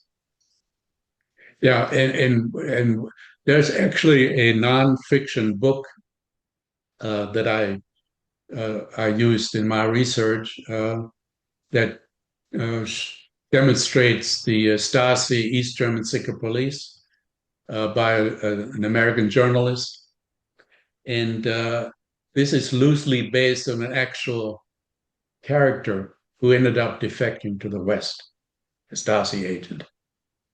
So uh, I won't tell you what happens to my particular character in this book, but yeah, research kind of guided me toward that particular uh, writing that particular scene. I wanted to make a comment that rather than just describing the physical attributes of a character, I have a character in a novel that I've completed that I'm revising now, who is a trauma doctor at Cedars Hospital in Los Angeles. And I have a comment in there. I wanted people to understand what she looks like, but I have a comment that someone says, and she gets tired of the fact she's always stopped in the hallway asking if she's Julia Roberts filming a film there, making a movie there. Immediately people understand what this character looks like, and I didn't have to describe her one bit. And I think that's Yeah, a technique, compare putting it in the environment as you mentioned in your talk. And I think it's very good to do that. yeah. I agree. As long as you don't overdo it by overpopulating the novel One with time, famous characters. Yeah, yeah. just One one time. time. I'm fine with that. Yeah, yeah. Okay, so over explaining. Uh, so you don't want to deprive your reader of the enjoyment of drawing her own inferences. So here I got examples. The first one is from the way I wrote it in the novel, and the second one is, in my opinion, what you do not want to do. So the first one is she parked close to the door and tossed her cap onto the passenger seat. She ran a comb through her windblown hair, grabbed the straw-covered bottle of Chianti, and climbed from the car. Normally, she wouldn't close the top on a mild evening with no rain forecast, but the weather could change by morning. So, what does that last sentence tell you? Way too Don't much. don't explain it by saying Yeah, it's she planned to spend the night, so right. she Yeah. closed. That's it's just that is just again talking down to your reader, assuming your reader is not very intelligent. Okay. Okay, then we have dialogue, back to dialogue. Here's an example of a mundane dialogue. So this is how we all talk, everyday conversation. Has no, it has no business in fiction. The one exception would be if somehow it heightens the shock value of a sudden or violent act, but I can't think of too many instances where that would be true. So you know the rule. If the dialogue does not advance the plot or reveal character, don't write it. Cozy mysteries notwithstanding. Okay. And then you have expository dialogue. Here is where the reader imparts, the author imparts knowledge, or the readers in telling each other stuff they already know about each other. So here I made up an example. You were wearing a blue sweater when we met in economics at Brandenburg College in November 1984, Sarah said. Yes, and we skipped biology and went to the movies, replied Paul. And a week after graduation, we got married at Our Lady of the Eternal Sorrows Church in downtown Brandenburg, said Sarah dreamingly. Then we rented a one-bedroom apartment in Main Street, remarked Paul. This is just, something you do not want to write. They tell each other things they already know, and the author is trying to impart background to the reader that way. Don't do it. And then I mentioned this earlier, ping pong dialogue. Engage the reader by showing either a listener's reaction or some gesture or facial expression by the speaker. Hey, Peter. Yep. Um, just a quick question on that. That telling the actions, instead of that, if we didn't have the tag and all that, if this was the conversation, three-way conversation, and if someone asked Sarah and Paul, how did you get married or something, and then they're splicing in the details of how they met and in a alternating contribution, maybe some blue sweater and other things might be a different thing, but some action sometimes, we met there and then somebody else says, finishes second sentence for, it feels something like there was another person that was present here and the benefit of this conversation than themselves. There's only two people, it doesn't make sense at all. Well, even if you have somebody else there, I would say that first of all, there's only one reason to put that in the novel, and that reason is that it somehow is crucial for the plot or for the characters' motivations. Okay, so if there's something there that happened when they went to college or when they got married, whatever, then you want to put it in, but you don't want to put it in this way. You want to put it in a stealthy way where something comes up and, where, don't you remember this is what we did then or something? But only if it's crucial, only if it's necessary. You don't want to put it in just for the hell of it. If it reveals character, I would be okay with it. You were wearing a blue sweater when we met in economics. I still have that sweater. You do? That was 1984. You still got that thing? Yeah, You yeah, can still get the information in, but not dull. yeah, yeah, yeah. But again, if the blue sweater somehow is important, other Right. than showing that if there is some kind of tension between them and she's trying to show that she still values something that he gave her back then. So I can Yes. see putting it in that context. Yeah. Yeah, good point. All right. So here is something again. I used a published novel that actually won back in the days when Amazon had the Breakout Novel Award. I don't know if you ever, and if you remember that. Actually, one of my novels made it to the quarterfinals for that. This is a novel that actually won that first prize, and this is the way it was written, except I changed all the facts, not to plagiarize. So, okay. So, and I put this in italics. The desk was located in the corner and was the area where the secretary worked. The files and books were located along the wall. A hallway was located outside the offices, and a kitchen was located on the far side of the building. Does that make you throw up? It means that not all winners are good. That's happened in our contest too, where the clear great novel didn't win, but the Yeah, mediocre one won because they happen to, it's the luck of the draw. They get random judges, yeah, and yeah, sometimes judges are too kind and others are not yeah. kind at all. Yeah, and I would fit into the other category. It's not I being know. too much. I know that. Okay, so the was, the were, and the located are all in the published novel. Yeah, again, I changed the wording and the context, but obviously this has never suffered an auditor's pen, an editor's pen. Just awful stuff.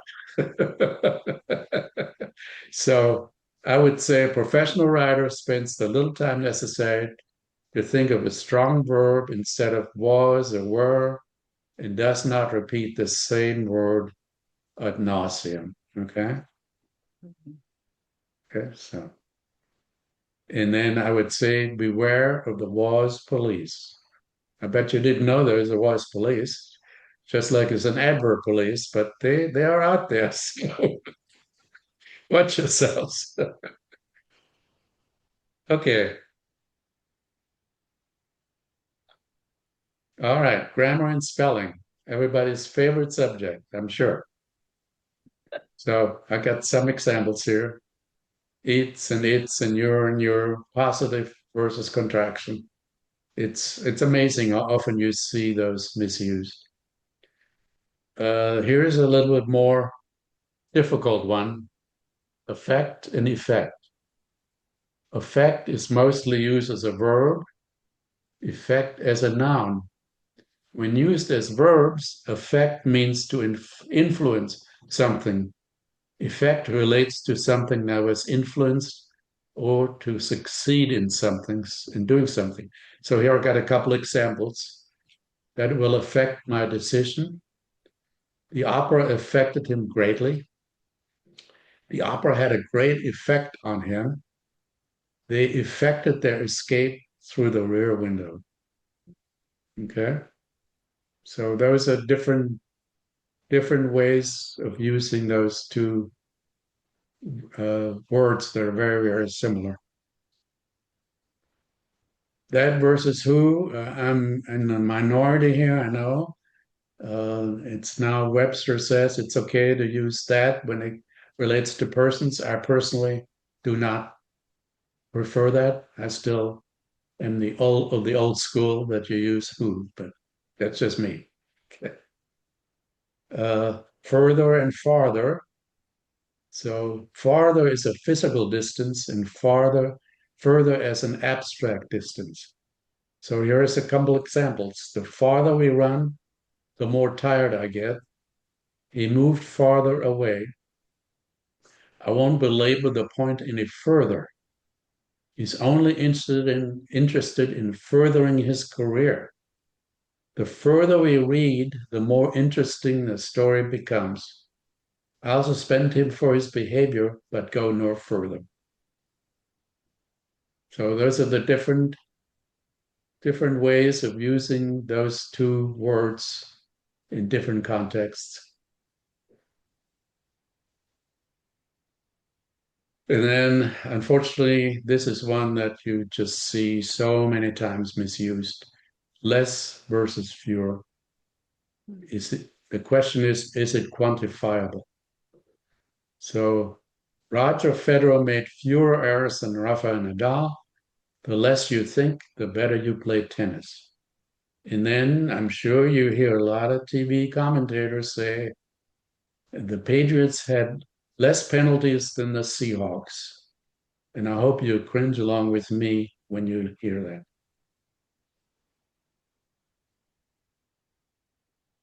Exclamation marks used sparingly.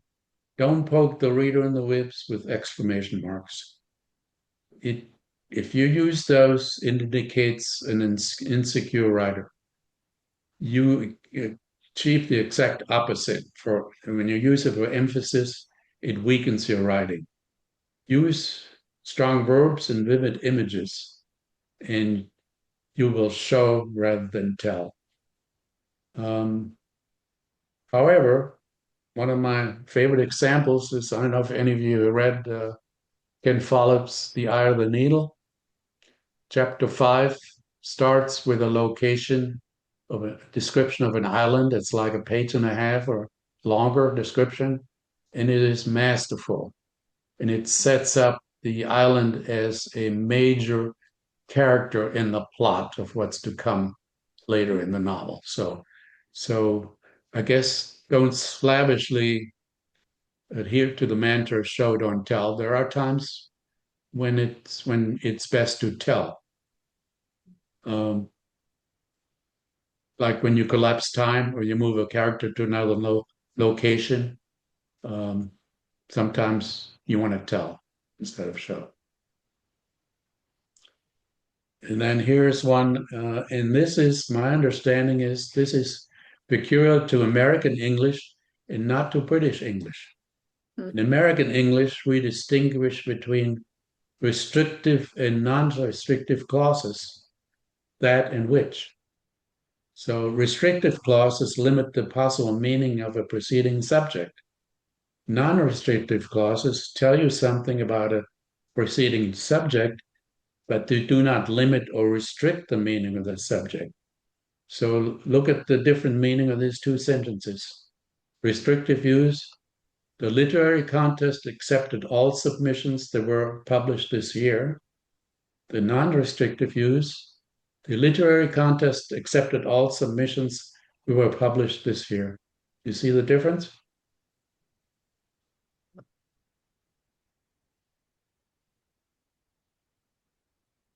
Okay.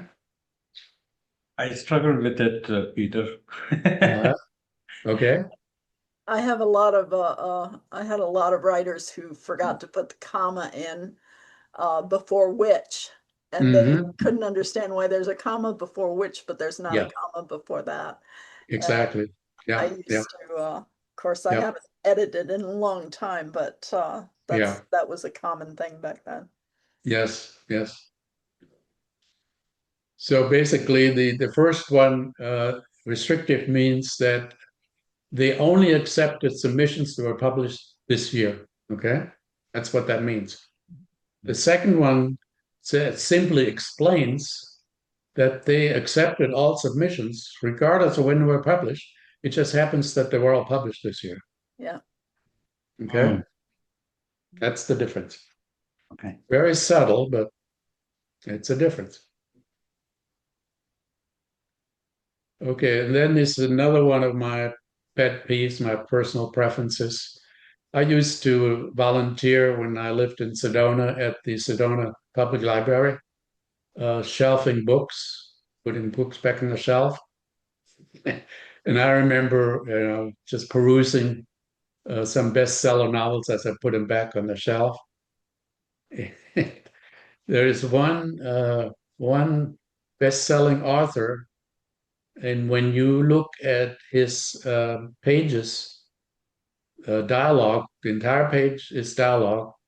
In every dialogue line is he said, she said, every one of them.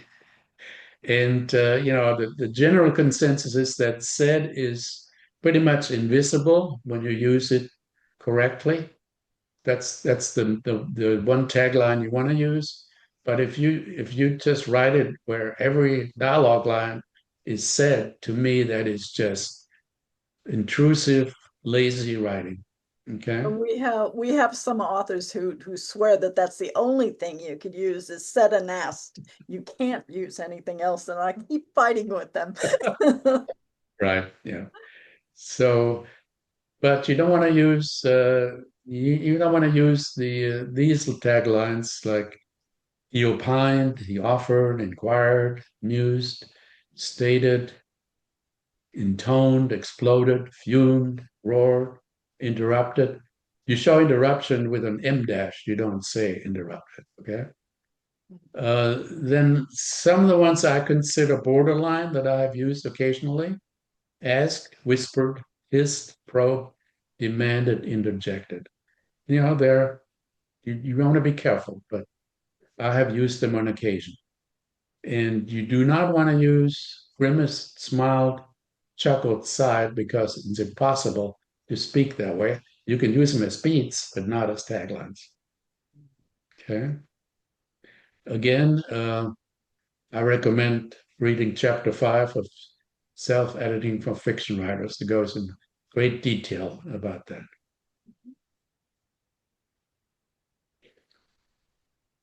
We still got time? Well, we have we have Okay. some time. Okay. All right. So I've got two writing tools that I highly recommend for your use to elevate your prose. And I would I would really recommend that you take a look at those. The first one is the absolute phrase. It's also known as the nominative absolute. And the second one is the subjunctive. Okay, here's an example of 4 different ways of conveying the same information. The first one is participial phrase. Having finished the presentation, I lingered to field questions, but my focus was already on this next project. The next example is full sentence without dropping verbs. When I finished the presentation, I lingered to field questions, but my focus was already on the next project. Third example, short sentence and sentence fragments. I finished the presentation, lingered to answer questions, focus already on the next project. And then the next one, if I can get down there. Okay. This is the one I would write it. Absolute phrase, dropping verbs. The presentation finished. I linger to field up questions. My focus already on the next project. I like So, that one the best myself. so the absolute phrase surrounds a sentence's action. The action is I linger to field questions, okay? Then the absolute phrase has its own subject, presentation, and focus in this example. A participle finished and no verb. For me, the absolute phrase delivers the crucial information in a punch, is concise, and elevates pedestrian construction to literary heights. So that's my personal recommendation when you have an opportunity to use the absolute phrase. I think it really, really sharpens your writing. Any questions, comments about that?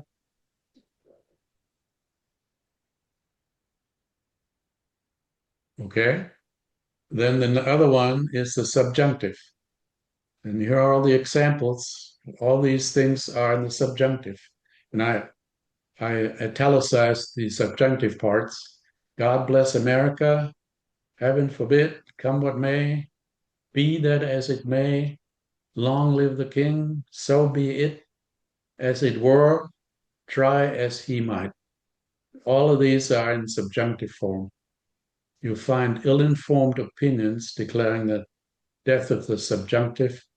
You can tell by my choice of adjectives what I think of these pronouncements. Peter, So, yep, uh, yes. what is the meaning of subjunctive form? Okay, let me scroll down for a little bit and hopefully that'll answer your question. So does this sentence make you cringe? If I was you, I'd quit. So I would say, let me just say, if I were one of those opinionated procrastinators, I'd hold my head in shame. So it's not if I was you, it's if I were you, because you're not him or her, okay? So here's the answer to your question. The subjunctive mood indicates a hypothetical state or a state contrary to fact, such as a wish, a desire, a suggestion, a command, a conjecture, a necessity, or an imaginary situation. The most common use is after if clauses that posits a hypothetical situation. Okay, so that's the purpose of the subjunctive. And there are very few sentences in English that require it.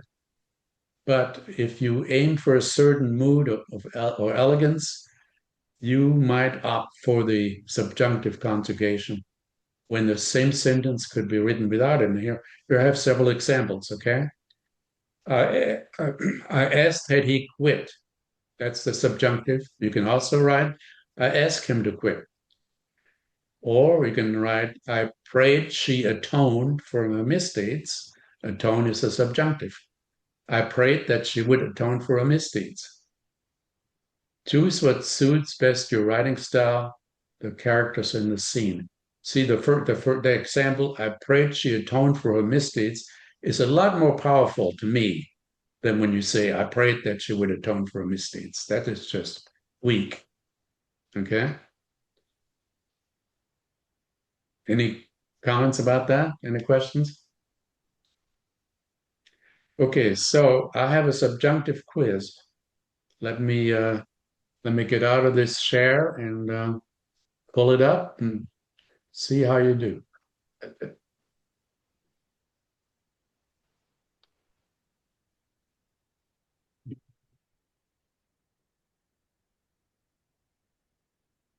I can find it.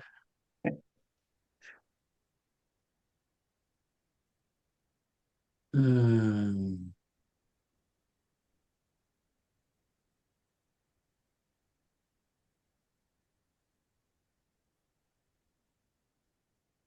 there we go, maybe. Okay, so here's the quiz.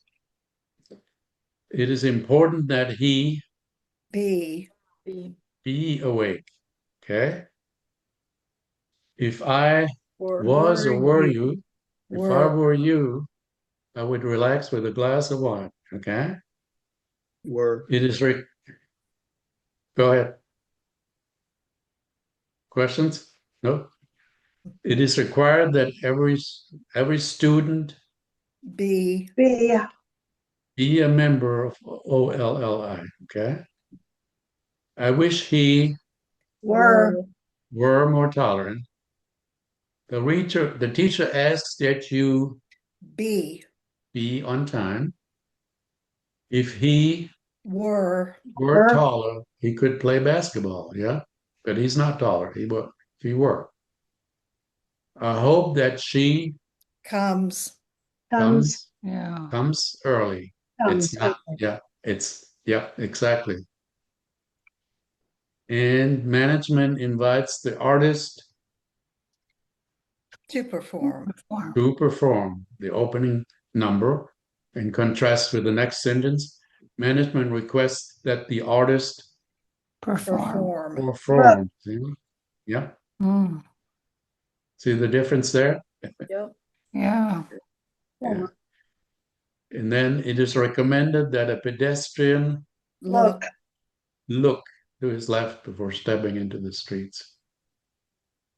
Okay. Okay, I used to teach this because I taught Spanish, and this is a great way in our writing to show when somebody is educated or not educated, because an uneducated person will not necessarily know the fine points of the subjunctive. Yeah. That's right. Yeah. Yeah. Yep, that's right. And of course, Spanish is completely that I guess I'm one subjunctive of those is non-educated persons. okay. So let's get out of that and back to the other one.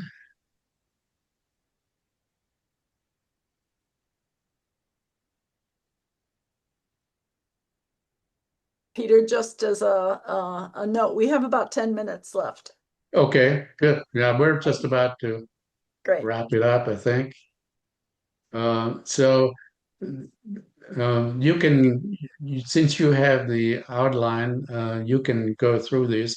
Again, these are just the way I chose to do the opening paragraphs from my novels. And what they're trying to accomplish is you want to Stasi file, you want to first paragraph, you introduce the protagonist, you establish locale. By way of imagery, you create a sense of foreboding. And in the second paragraph, you familiarize the reader with the protagonist and her passionate desire. indicates a major change in the offing, raises questions whether she might succeed against formidable odds. And then the third paragraph, again, intensifies the sense of foreboding. This is the first three paragraphs of my novel, The Stasi File. Okay. Any reason to read that, or you can just.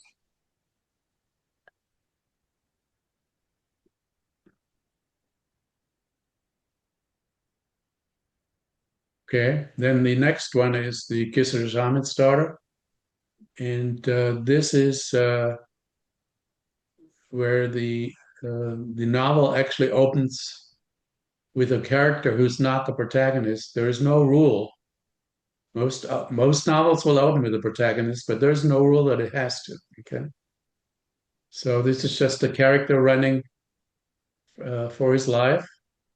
In the first paragraph, you establish locale. You show a character in distress and potential danger. It foreshadows by specifying the lecture topic the character is hurrying to attend. Again, this is a foreshadowing. The reader has no idea why that particular topic in the lecture might be important, but it becomes very clear later in the novel why that was really crucial. Again, it's foreshadowing. Reader doesn't know why that would be important. So why is the character running? Who might be following him? And again, whether the lecture topic has any significance. The reader won't know that until later in the novel. In the second paragraph, shows the character's desperation, looking for an escape, and raises question as to what character is afraid of. So those are the again, this is not as detailed as in the Stasi file because this character is not the protagonist. Okay. And then finally, Red Romeo, the first two paragraphs in the novel. First paragraph, you establish locale by way of image. Oops. Okay. By way of imagery, creates a sense of foreboding. Shows protagonist. Mommy. Shows protagonist in immediate danger, indicates his life will likely take a turn for the worse, and raises question as to why he's being thrown into a cell with three unsavory prisoners and whether he might be able to extricate himself. In the second paragraph, smirk and dialogue create feeling of revulsion and perhaps raise question regarding the prisoner's intention and proclivities. I'll have to turn my laptop around to plug it in because it tells me I'm running low in battery. Oh. I am so grateful to you for allowing us to have the materials beforehand, because I think that was so helpful, and that's something that we can continue to go through afterwards. Right. Yes, I agree. Agreed. Yeah. Peter, I have a question. Yes. Okay, on Red Romeo, the choice, the last one, it said the guard shoved Stefan Malik across the threshold and slammed the cell door. Could that be considered the inciting incident that he getting thrown in the jail? Yes, it is. In fact, it is. That's how the novel starts. Yeah. Okay, the reason I ask is I didn't find that kind of sense in the other two. This was the only one that seemed to have an inciting incident in that first paragraph. Well, like I said earlier, the inciting incident does not mean you have to have some kind of a action or explosion, or it can mean anything that will change or is likely to change the character's life. So if you go back to the Stasi file, this is the inciting incident in the way that it shows that Silvia Mazzoni is about to engage in the biggest engagement of her life that will determine whether or not she's going to have a career as an opera singer or not.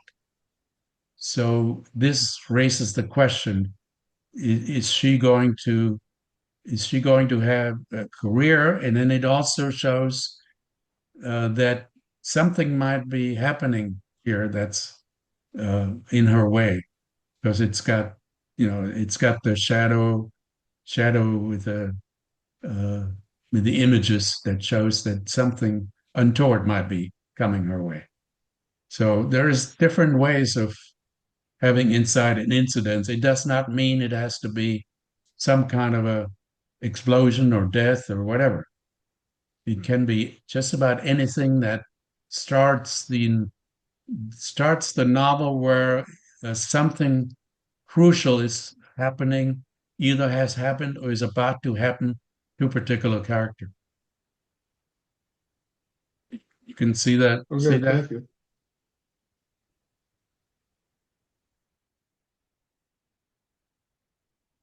Okay. And I think I skipped over something. Maybe not. Okay.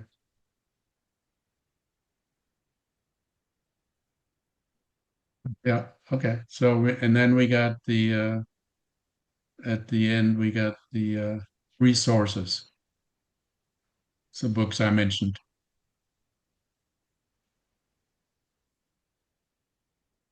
And the resources are so helpful too. So I'm glad you added those. Yeah. Thank you, Peter. This was very helpful. Came Good. for me. Thank you so much, Peter. I appreciate it. Thank you all Thank for you. attending. Yeah, this was excellent. Very Thank you. helpful. And I Yes. just you. want to remind everyone one more time that our workshops will be on the homepage from now on, the information about them. So you can check our homepage anytime. And we just put up the new one today. So Thank you for anyway, doing this. thank Yeah. you all for Right, coming. thank I you. appreciate it. Thank you Thank so much, you. Peter. Thank Thank you you. all. Been All great. right. Thank you Goodbye. all. Have a Bye-bye. wonderful day. Really, really You good. too. Thank you. Bye-bye. Bye-bye.